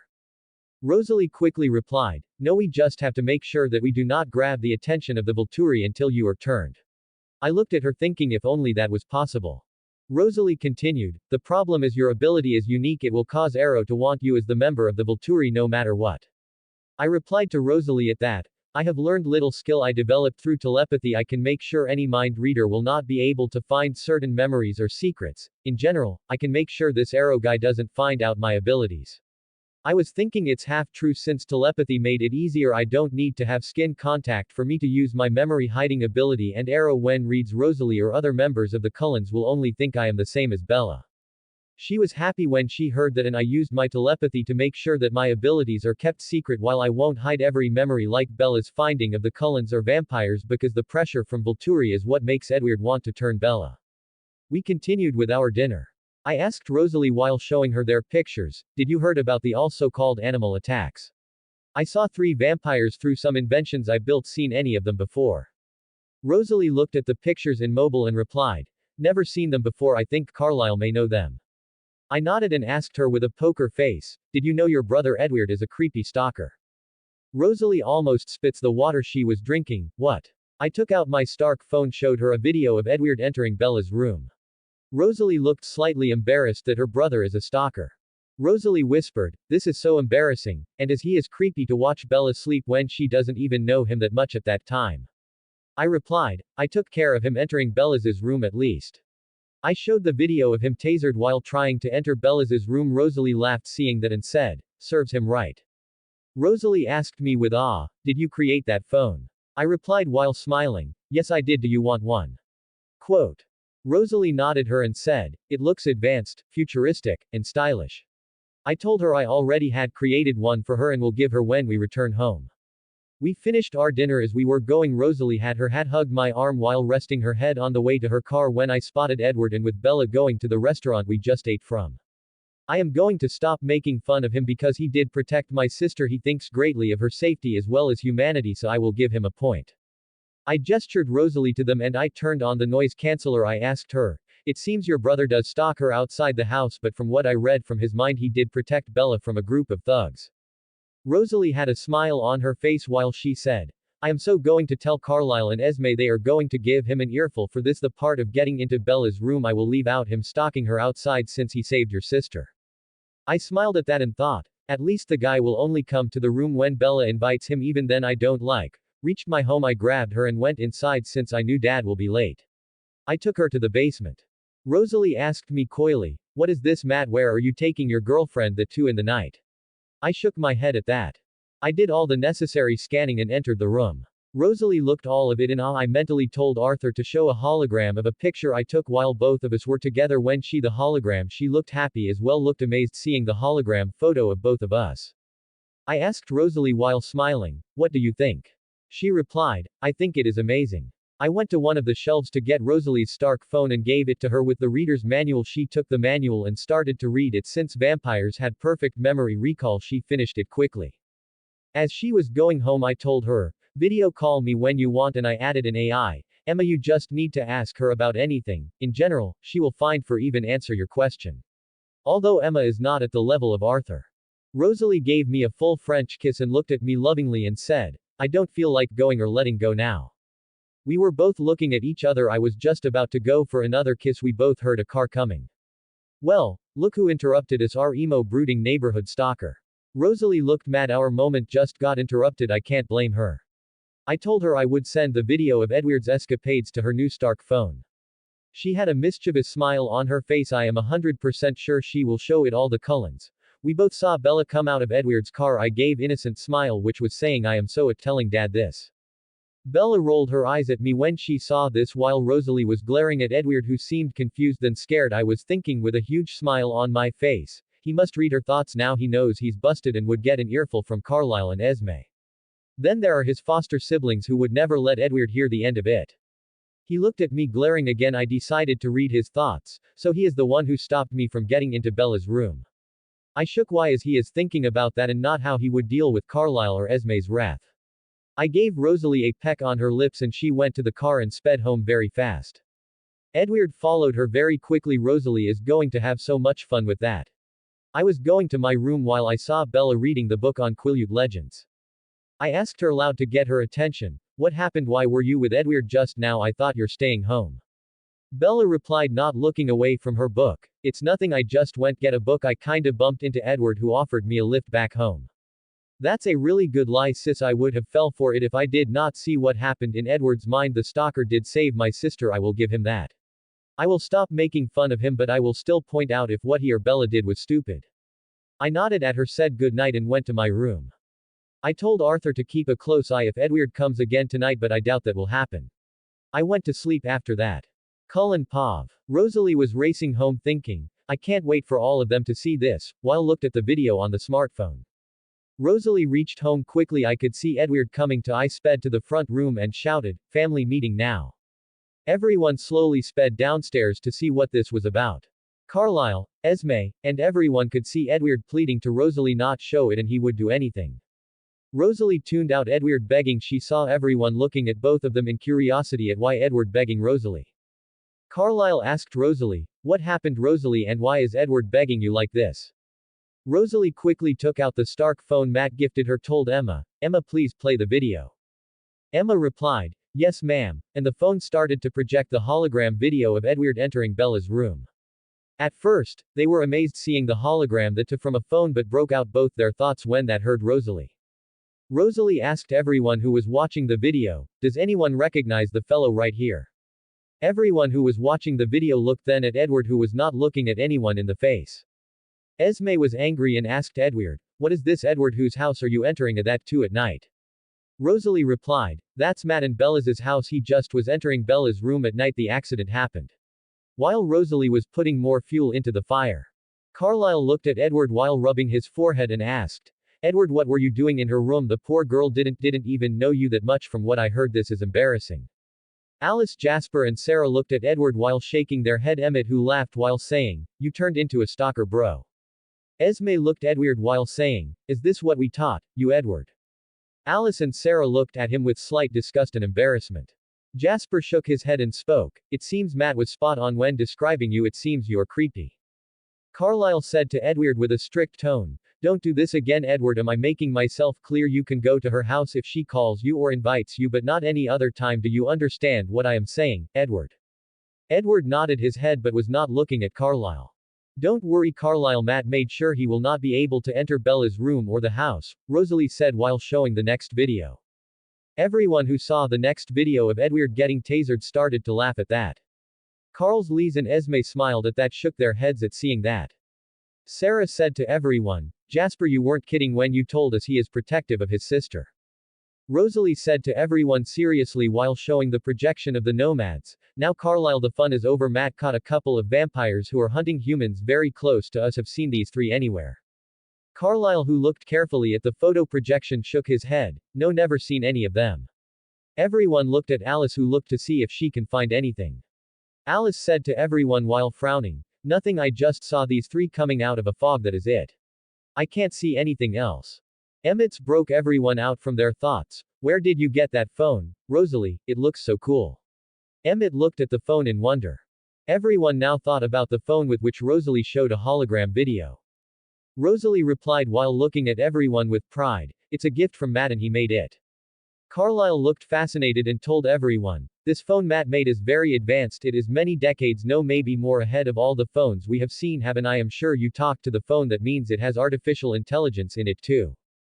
Jasper said to everyone, it seems Matt can make tech which is 60 years or even more ahead. That's really cool. Emmett looked scared and asked, will it go Skynet on us? Rosalie shook her head and replied, Matt made sure it is fully loyal to me. He said it won't evolve beyond a certain point and he can shut them down anytime. Emmett seems to sigh in relief at that. Rosalie told everyone about Matt able to hide certain memories in the conversation we had. He made sure that memories of his abilities cannot be read by Arrow or Edward.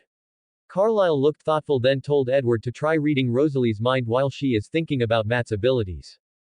Edward, who tried, shook his head and told everyone, I can't get any thoughts or memories related to Matt's abilities that she is thinking, but rest I can still hear, like about she went on dinner and stuff.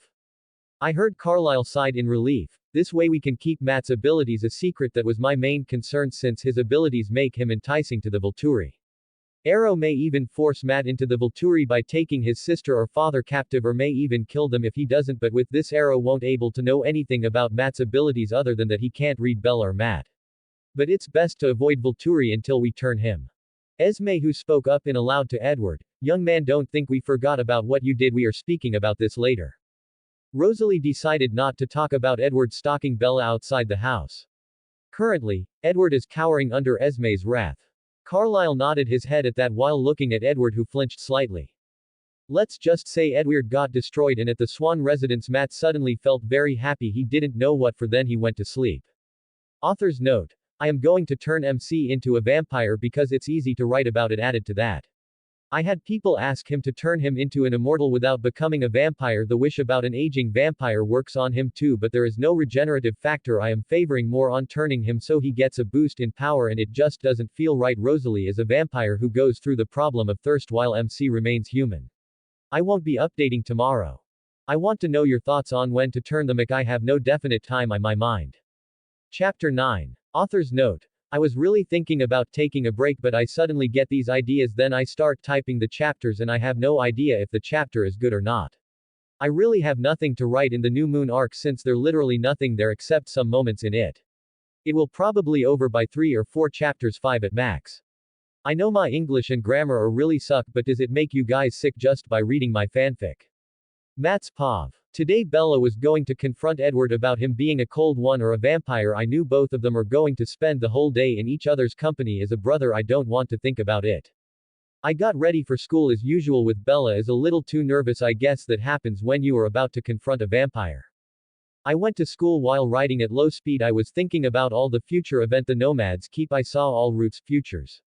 The problem with killing Victoria is her special ability enhanced self-preservation. It's like spider sense. She can sense danger easily, therefore for she was able to evade the capture in every vision. The Cullens try to get her. I was not there since the Cullens seem to think even with the abilities since they think I can only use my abilities to a certain extent. Rosalie seems not to want me anywhere near the fight even if I prove that I am strong. It's best to do what she says. People say a happy wife, happy life. In this case, happy girlfriend, happy relationship. I could copy her ability when I am near her, then upgrade it to see the effects. As I was reaching school, I can see all the Cullens together. I parked my bike and went to Rosalie and the Cullens. I reached the Cullens. I wrapped my arms around Rosalie's waist in a backward hug and kissed her neck. She smiled at that. I greeted every one of the Cullens. I asked Rosalie looking for Bella's truck, so Bella didn't reach school yet. It seems she has a lot on her mind. Can't blame, she is going to confront a vampire after all. Is Edward ready? Rosalie replied, yes, he is ready. Edward looked at me with surprise and said, you called me Edward? I rolled my eyes at him and said, yes I did. It's for saving my sister and she will not be scared of you. I mentally thinking, every time you do something you turn back to Edward. Edward nodded but looked not sure about Bella not getting scared of him part. I told everyone, here she comes. I saw her going from her truck and into the forest with Edward following her. I was mentally thinking while seeing this, great idea sis, confront a blood-sucking vampire in the middle of the forest. I shook my head. I know he won't hurt her but still, that was stupid of her. I looked at the Cullens and said, I don't think both of them will be coming to school today and I don't like it. I thought about even if I disapproved of Bella being with Edward it will just not change anything. She is attracted to Edward just like he is to her. I will be a hypocrite to be with Rosalie while disapproving of Bella's relationship with Edward. Alice smiled and said, yes, they are not coming back to school. We all went to class. As I was going I kissed Rosalie and told her I will see her after class. Classes went by fast. At lunch Cullens and I were discussing Bella and Edward. I asked everyone, what do you think Edward will do? Will he try to scare her off or will he accept he is starting to have a feelings for her? Jasper, knowing Edward, he will try to tell Bella he is a soulless monster and will try to make her avoid him. Rosalie nodded at that and said, even though we are monsters, Edward views himself as a soulless monster because he feels vampires cannot enter heaven. I was thinking at the scene where Edward tells Bella that he is the world's most dangerous predator. I could only think, yeah, while glittering like that in the sun I don't think anyone would take you seriously. But have to agree with Edward, they are very dangerous, but I just can't see anyone taking a sparkling vampire seriously until they try to kill you. That is. I said my part. I don't think you guys were not born monsters. Circumstances caused you to be a vampire, but you guys still are trying to live off animal blood while other vampires would just go for the easy route by drinking human blood. This makes you different, at least from what I can see, and I know Bella, she will accept him and your family easily. Alice said to everyone, the two visions of Bella, one is her becoming a vampire and the other is her dying. I knew that. I have read Alice saw these two visions of Bella. It's like she is destined to be a vampire or she will die. I guess that's the Twilight world for you. Although I know being a vampire is not going to be easy as Bella seemed to see it is. That's why I asked for the wishes to make everyone's lives easy, at least make my coven's life easy. I will hide the vampire's existence from the world. I am also sure Arrow has a lot of influence. He can make human leaders or governments loyal to him with Chelsea's ability of relationship manipulation.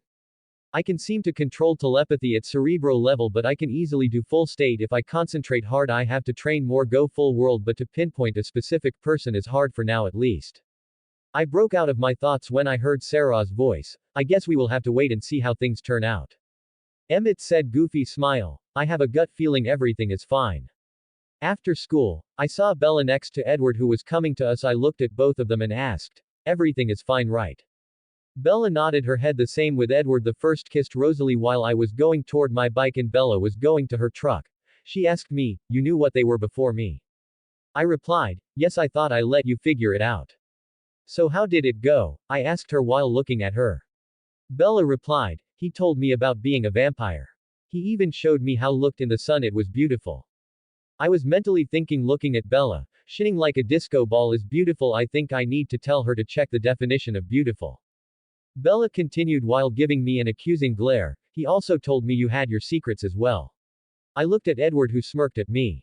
I will tell you when we reach home. When we both reached home, I gestured her to follow me. We both went to the basement. I showed he the holodeck, all of it. She asked me how I got all this stuff and all. I fed her the same cover story. She looked at me and said, "You had some of these abilities when we were young and you never told me, and could you read my mind?" I replied, "What am I supposed to say? Hey Bella, I have a superpower. I am sure you would think I am mental or even looked at me like some freak. And yes, unlike Edward the First can read your mind, but I didn't after doing it once." Bella resigned. Point taken, but you do know I would not have looked at you like that, and why did you read my mind? I nodded my head and hugged her, said, "I know sis, and I read it to find what you thought about me and dad after I stopped doing it, and I only will do it if the situation is serious." Bella nodded at that. "At least you stopped doing it, that's good, and doing it when situation is serious is no problem." I decided to give her a touchscreen phone with a basic AI. It can do basic stuff. Thank God she did not ask me. I did get the money to build these things. I went Ultron style to get the money. I transferred money from all from corrupt. What taking money from nice didn't feel right. I made sure to leave a false trail, but I stopped doing it. Then I invested the money I had in the stock market by manipulating it to get more. Author's note. I got the idea of manipulating the stock market from one of the readers. I had just decided to make it simple and made it so he hacked and transfer money from corrupt their accounts without alerting, then leaving a false trail. I told her, looking serious, "I know you are starting to have feelings for Edward, don't deny it, I know, but I do believe you should go on dates, get to know each other, find each other hobbies, how his life was, you know more about him before jumping into a relationship, got it?" She nodded at me and said, "Yes, I will do that." I mentally sighed, that's good, at least they don't jump into a relationship just like that. Basically, for the next couple of days, Bella went on dates with Edward, which did make Bella a hot topic for gossip as well as made her the center of attention, the same as me when people heard I was dating Rosalie. Rosalie, who took me shopping to get better dresses since I only had black or blue versus neck shirts, same with jeans. I also made sure she can buy whatever she wanted since I am loaded. Rosalie, when coming home, told me, "My parents want to meet you and I am sure Edward is going to invite your sister." Quote. Yes, Edward and I started to talk. We have become friends in a sense, I guess, but this doesn't mean I will not keep my mouth shut while he does something stupid. But I am sure he will mature more in the future. Rosalie parked her car next to my house. "I will come to pick you up tomorrow. Since this is your first time coming, after that you can come visit me whenever you like." Okay. I nodded my head and replied. While she went, I stood there thinking, if I changed all of the Cullens to be able to eat food, won't that cause Jasper to control his thirst? I checked my visions to see if I changed the event from happening. It seems it didn't. I sighed. It will make Bella go into depression and suicidal, but it's important that happens because it causes Edward to realize he can't live without Bella. It sounds stupid, I know, I thought about it too, but it's just how the bond in this world works, and also the pressure from the Volturi causes Edward to change her. I went to the house. As I saw Bella coming out, I asked her, "What happened?" She shook her head and replied, "Just wanted to see the truck, there is a dent in it."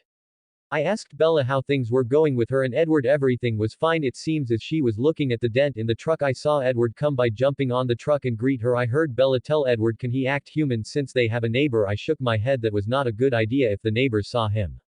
Edward greeted Bella, talked about he was going to take her to see his parents and meet all of the family. Edward have me nod. Both of them started talking.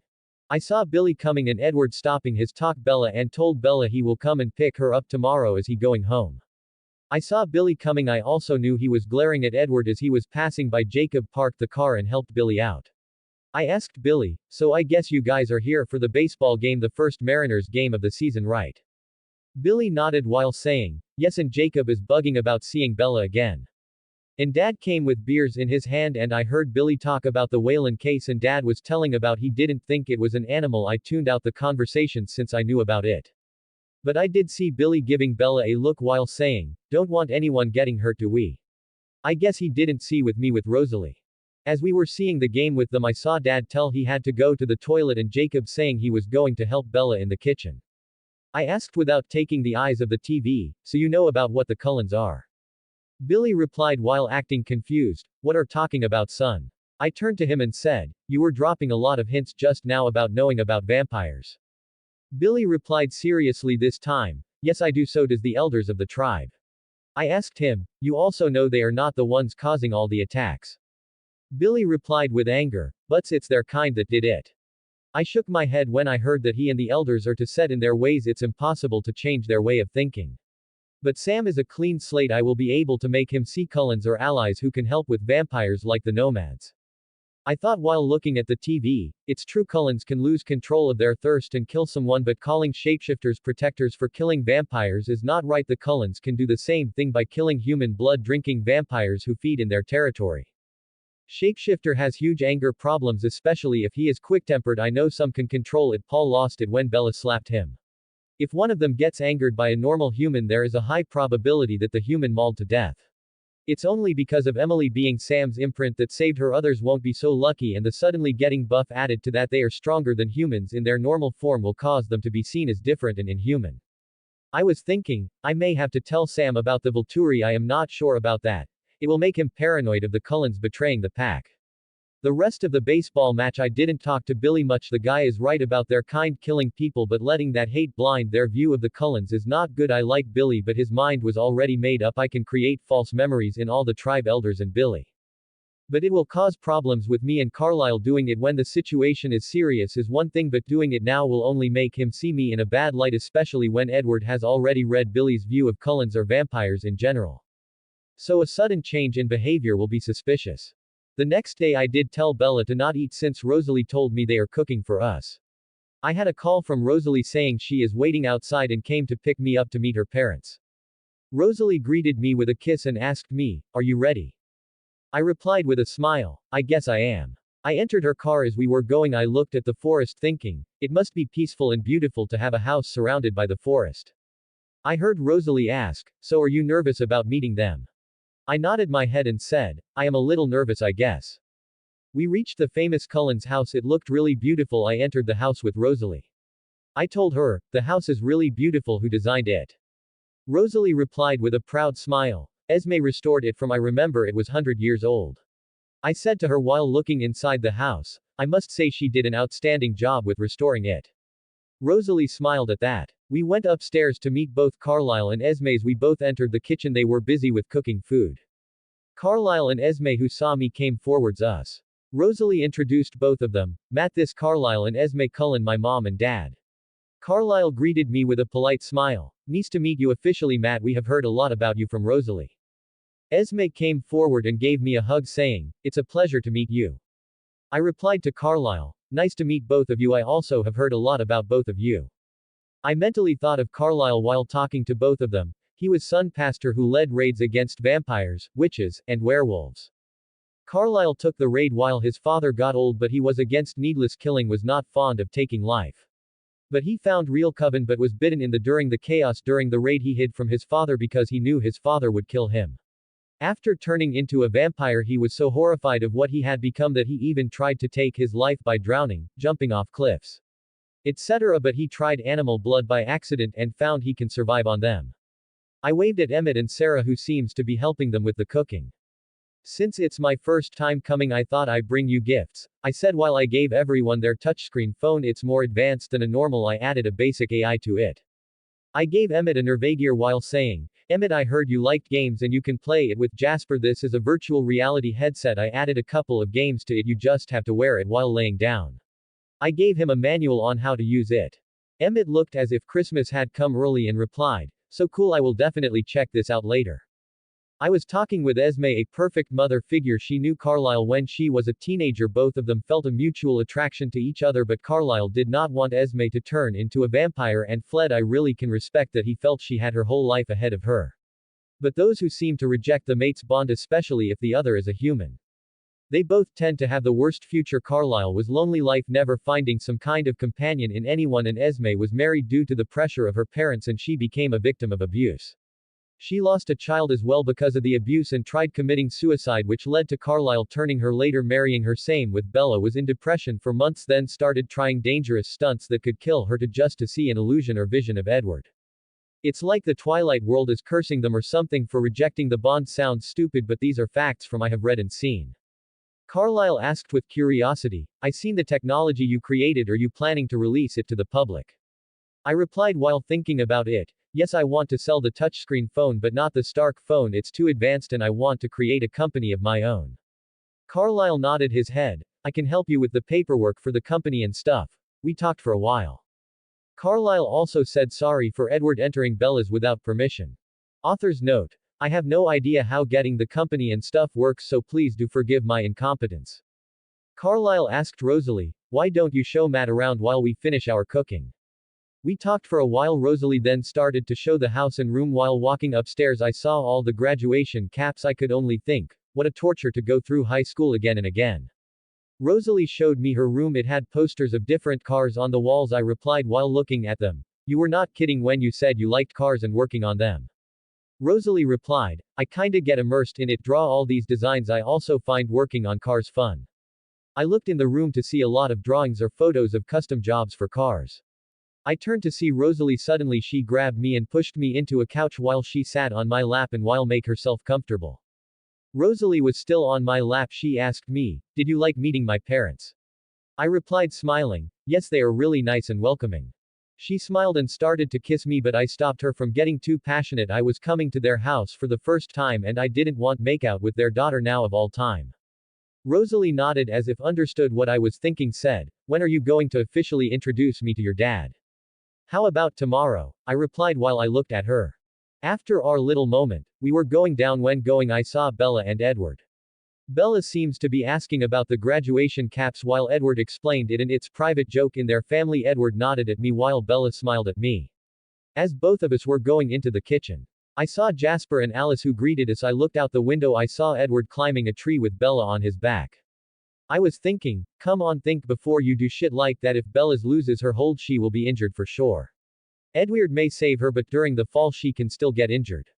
That may look romantic in the movie climbing a very high tree with your vampire lover. I just shook my head. What is with these two? I had a defense probe next to her. It will rescue her if she is in danger. I shook my head thinking about the two idiots.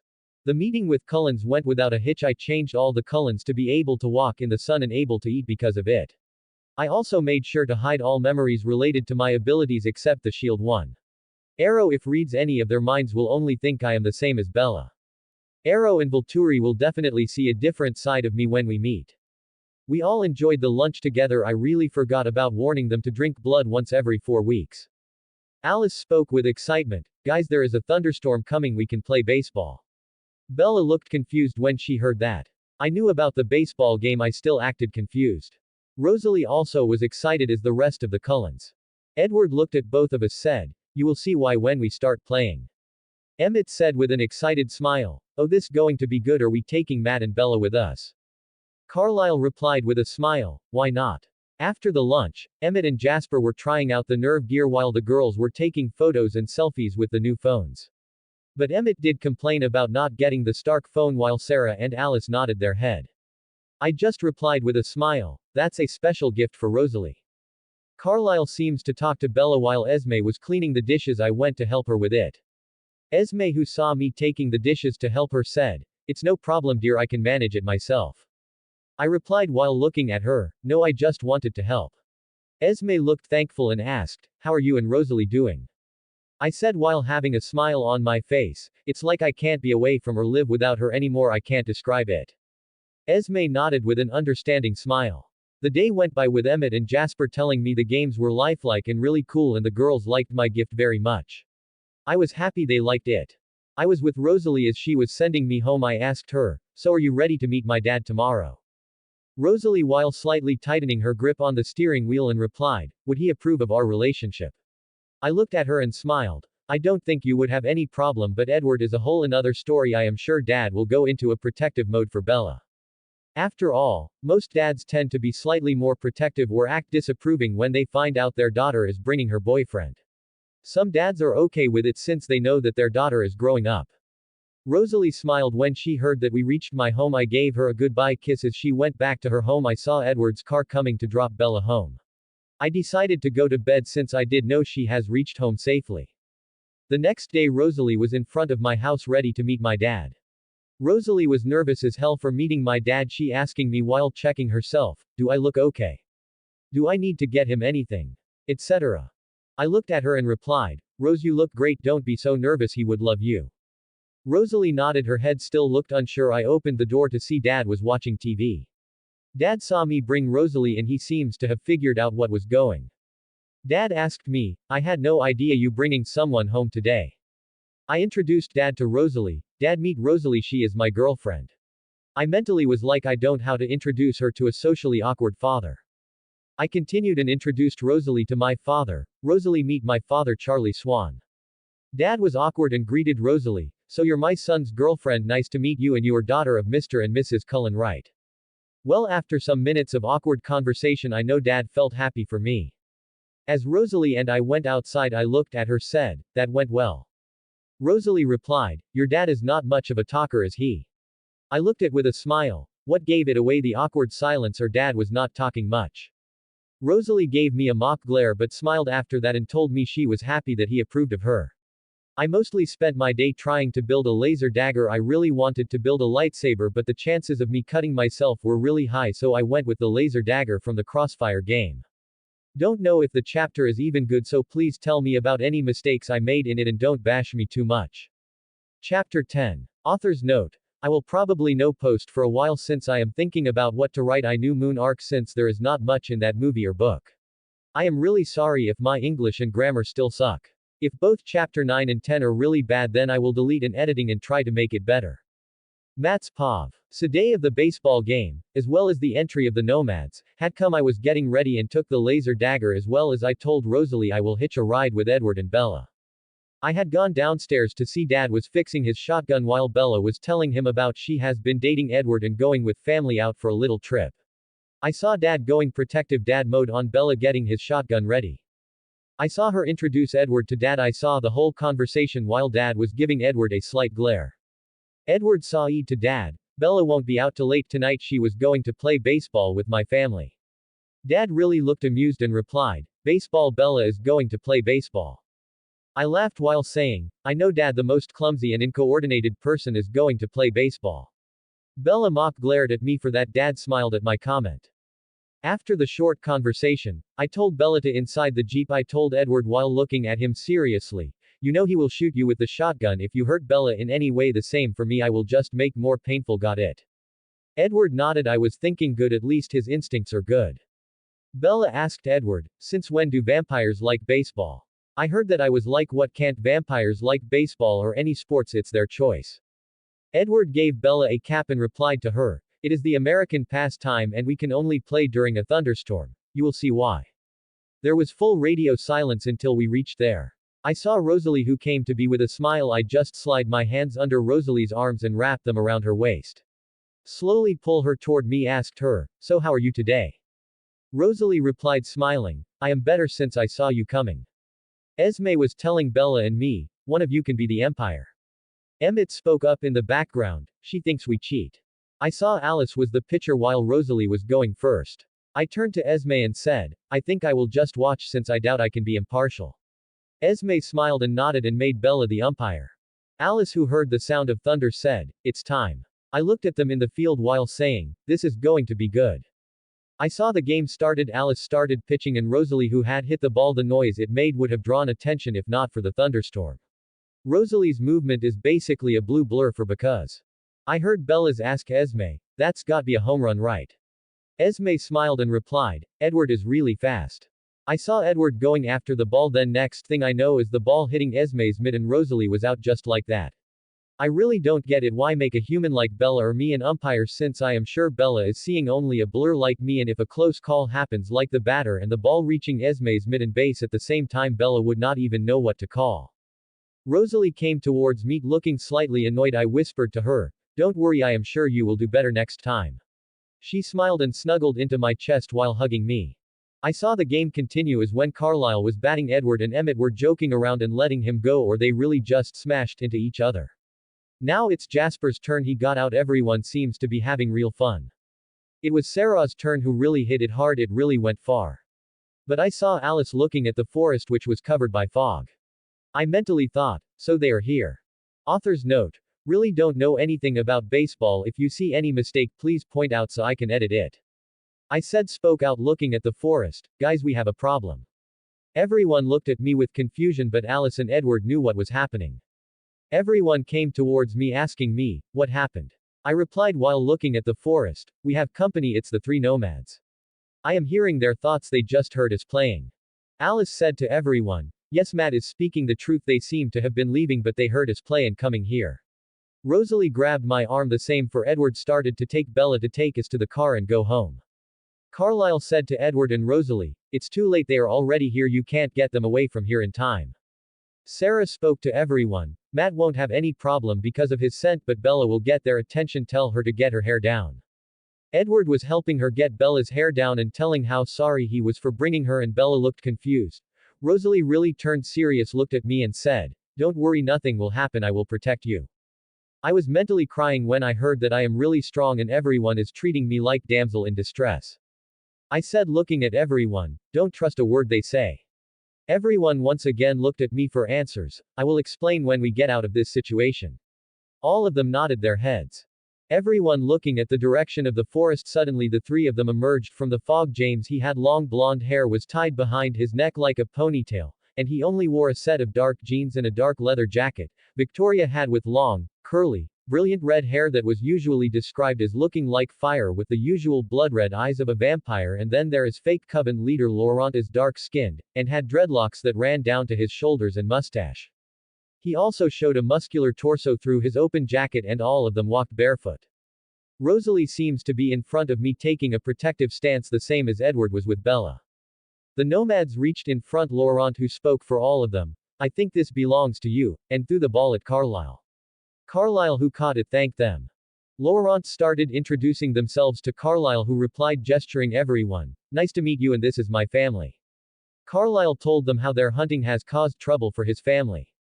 Laurent, who was apologizing, saying how they did not know the territory had been claimed. "I was thinking that's a lie as I was reading their memories."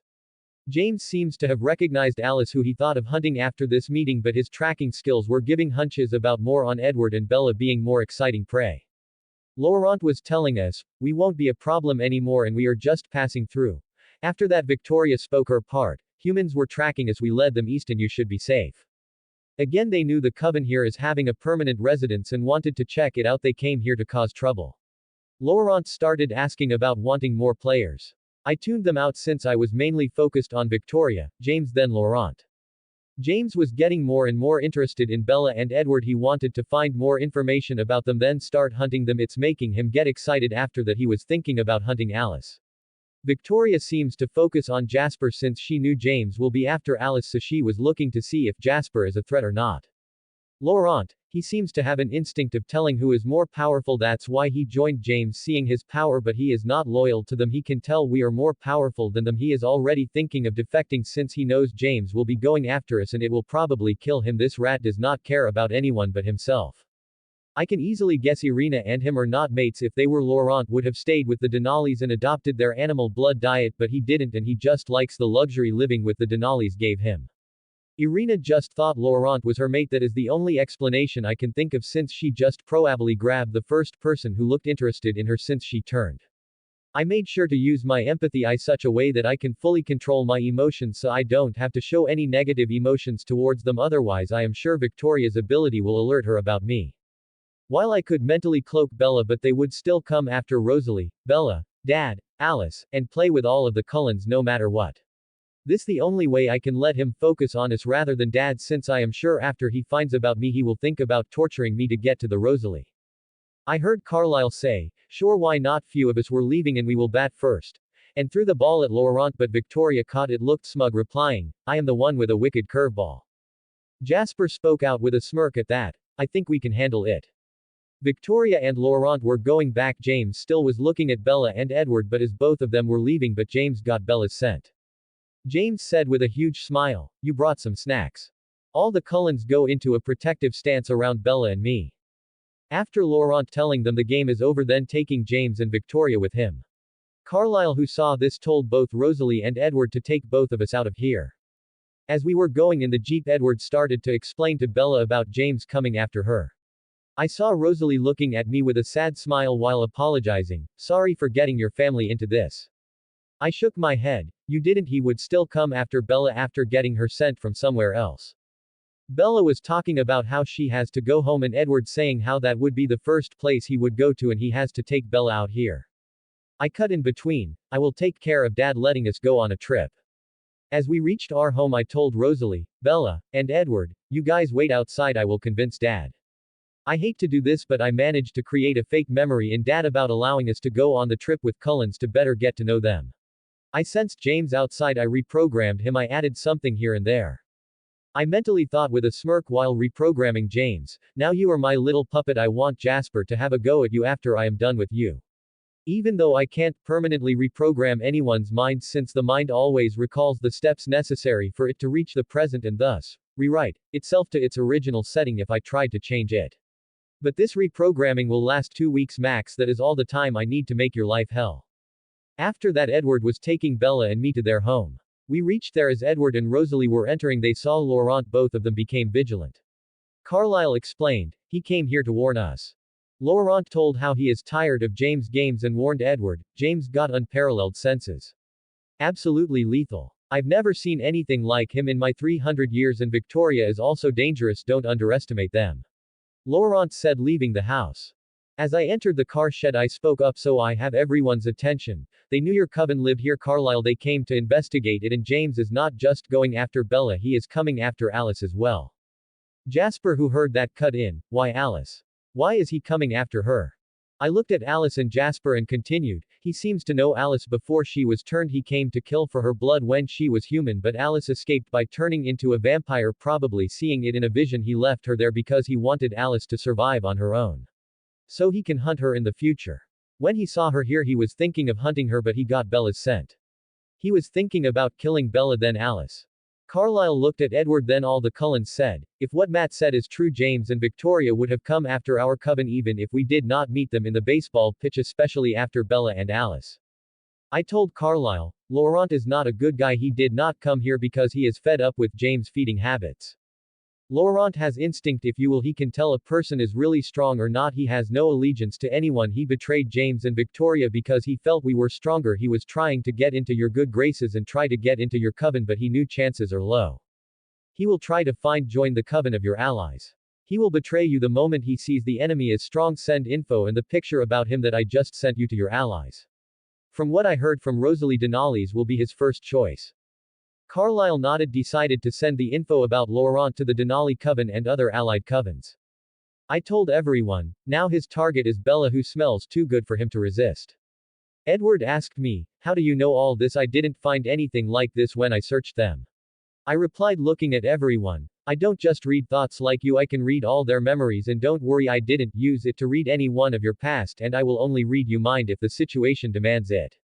I only thought because I already know all of your past. Everyone nodded their heads. Carlyle planned the same as the movie. I, along with Bella, was going with Alice and Jasper. Rosalie gave me a peck on the lips and told me, stay safe, okay? I replied to her, I really want to tell you to be safe, but I know you won't need. Alice and Jasper got inside the car with Bella and me following them. We were on our way to Phoenix. Bella will probably be thinking about her friends and dad. We reached a hotel in Phoenix as we were resting. Alice and Jasper were on the couch. Suddenly Alice told us, the tracker, he just changed course, and she started to draw Bella's ballet studio. Bella, who saw the drawing, told them it's her old ballet studio. Alice and Jasper looked at Bella. Alice asked Bella, you been here? Bella replied, looking at the drawing, I took lessons as a kid and the school I had gone had an arch just like that. Bella suddenly had a call. It was from Edward. He was telling how they lost the tracker and how he will take whatever it means to keep her stuff. Bella suddenly found she had 2 missed calls from Dad. Bella looked at me and asked, why is Dad calling me and I have 2 missed calls from him? I shrugged and looked at my phone, replied, Dad has called me too, it seems. He probably wants to know if we are okay. I could hear the conversation with technopathy. Bella said on the phone, Dad, both Matt and I are fine. She was cut off hearing Dad's voice of Dad. Bella, Matt, where are you both? Bella tried to comfort him, but the voice changed to James. It seems it was easy for me to get your dad. He was not protected like you. I just had to grab him in his home while he was watching a TV. But if you want to see your dad alive, leave all your protectors, otherwise I will go after your brother next.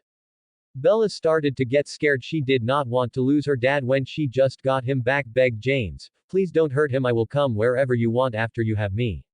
Please leave my dad and brother alone. I can only shake my head and think she still thinks about others even when she knows she will be killed, and I like that about her. She is ready to go to that psychopath and let him kill her to save both me and Dad. James told Bella, come to the old ballet studio and I will know if you will bring anyone along or notify anyone, then I will kill your dad. After that I will find a way to kill your brother. Got it? I mentally thought, Don't worry Bella, I won't let anything happen to you, not even a scratch.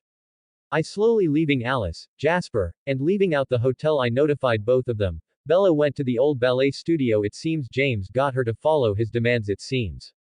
I along both of them went after Bella. We were following the cab. Bella is on. I told Jasper, Jasper slow it down, don't let her notice us. Jasper and Alice looked at me as they were confused. I looked at both of them and said, if Bella believes she ditched us, so will James. His tracking ability gives him hunches. From what I understand, these hunches come from what his victim or prey is thinking or doing in a sense. I told Jasper, we get both Bella safe and well as kill James the first. I'm sure you're itching to get your hand on him, aren't you Jasper? The same as me. Jasper was on full major mode. He thinks he can come after Alice or my family and just live. He has another thing coming. Bella has already entered the studio, it seems. We reached the ballet studio. Let's go inside and give the James a proper goodbye. I sensed my defense probe activate and James seems too stunned at seeing the force field to react. I paralyzed him. When entered the studio, I saw James look like a statue, looking stunned with Bella in front of him. I looked at Alice and said, take Bella to the car. She seems shocked by the events. Jasper looked at me and asked in surprise, what happened to him? I replied with a smirk, I paralyzed him with my telepathy. I can do it to multiple people, make it appear as if time has been stopped, although I could also paralyze only the body without rendering people's minds frozen as well. I made it so his body is paralyzed but he can see and hear us. Jasper only said, good, can you keep like that? I replied, it's not a problem, but you should tell others our location and start a fire for this bastard. I have some business with him. He came after my sisters, and don't worry, I will leave you some. Jasper nodded while taking out his phone while going to the side. Get the wood for the fire, I guess. I activated my noise canceller and I stood right in front of him. I whispered to him, I really want to try this trick. Never had enemies to try this one. I tried pain inducement. I am no saint like Xavier to not use it. I can see his eyes looked like it was going to pop out because of the pain. I stopped the paralyze effect but continued the pain inducement. I had a sadistic smile while talked to James as he fell on the ground writhing in pain. I probably try monologuing now. I always wanted to try that. You see James, you really should not have even thought about hurting both of my sisters and my dad. I really controlled every choice you made from the night you reached my house to till now. I stopped the pain inducement to let him process what I said and continued. You see, I made you choose to use my dad's video to lure her. I knew every move you could have made. What I just said is true. When I really reprogrammed him, I made him choose the video since his first choice was to kidnap my dad and torture him in front of Bella, then torture her while video tapping it, then sending it to the Cullens and me. I started the pain inducement again. He was on the ground, fully on the ground now, seems unable to even stand up. I looked at him still writhing in pain because of the pain inducement with a smile. It is really stronger than Jane, and continued, you really thought you were the hunter or predator here. Nah, I let you think you were the hunter. In reality you were just the prey. What did they say, the hunter become the hunted, or was it the predator has become the prey? I took out my laser dagger and started cut his arms and legs off. I can sense so much fear from James through empathy. I asked him with a concerned look, what happened James, why to fear me, a human, a prey? I used my pain inducement again. I said, looking as in some sort of dilemma, your life was forfeited the moment you decided to hurt my family. I really want to kill you myself, but I will leave it, Jasper. I stopped the pain inducement after a couple of minutes sitting next to him read his mind. I mentally thought, oh, he can still feel and has coherent thoughts. It seems the poor guy really is scared to death because of me. It seems I really used my pain inducement nicely for my first try. He didn't seem to able to move after using it only for a short time. Jasper, who finished all his call and created the fire, saw me sit next to James, who had his arms and legs cut off. What happened to him? I can feel his intense fear towards you. I replied, showing my laser dagger to Jasper. Just used a couple of telepathy tricks, and do you really think I would nothing to him? He came after my family and you can have him now, Jasper. Jasper, who nodded and started his emotional torture using his empathy. I saw him using it. I was thinking, I really need to ask him pointers on emotional torture. After that, Jasper broke him into a drooling mess. He started break James' head and collecting the pieces and was throwing it into the fire he created. I saw Edward with Bella and Rosalie and the rest of the Cullens come inside the studio. Ballet Studio, 3rd POV. James was waiting for his prey to reach here. He heard the door open. James whispered, oh, it seems my prey is here, seeing her go here and there. Bella was yelling, Dad, where are you? Are you okay, Dad? And James, as you can see, I am here, please let him go. James sped right behind Bella and replied, it was really easy to fool you, showing her the video of her dad and brother playing hide and seek. which scared Bella, who was seeing the video, knew she had fallen into his trap. James grabbed Bella's hair and smelled it and said, "You smell so divine, I really want to drain you now, but I have to gift the Cullens and your family something for giving me you." I started taking out the video camera, asked her, "Why don't you give your family and Cullens the last message? I want to make it dramatic and all and make it look good for Edward." Bella yelled at James, "He has nothing to do with this." James looked at her smiling with amusement and replied, "No, it has to do everything with his failure at protecting you, and his rage will make it my most interesting hunt ever." James looked at Bella and asked, "Shall we get started? And don't worry, I will send your brother and dad to the same place you are going." Bella started to edge away from James, used the pepper spray at James, and who seemed annoyed sped next to her, blocking her as he was going to hit her. His bounced on a blue force field. James was stunned and confused at what was happening. Next thing he knew, he was unable to move. He could hear and see his prey in front of him, but he can't move a muscle. James heard voices of the girl Alice, her mate, and this girl's brother, but he can't move an inch. James could hear the brother Matt talking about, "He was the one doing it when he stood in front of me. My vampire instincts were telling me he is dangerous, but I could only think, why did I not notice it, or Victoria didn't notice it, and he is still human." I now finished the first Twilight, but I will probably have to edit mistakes that you guys will point out.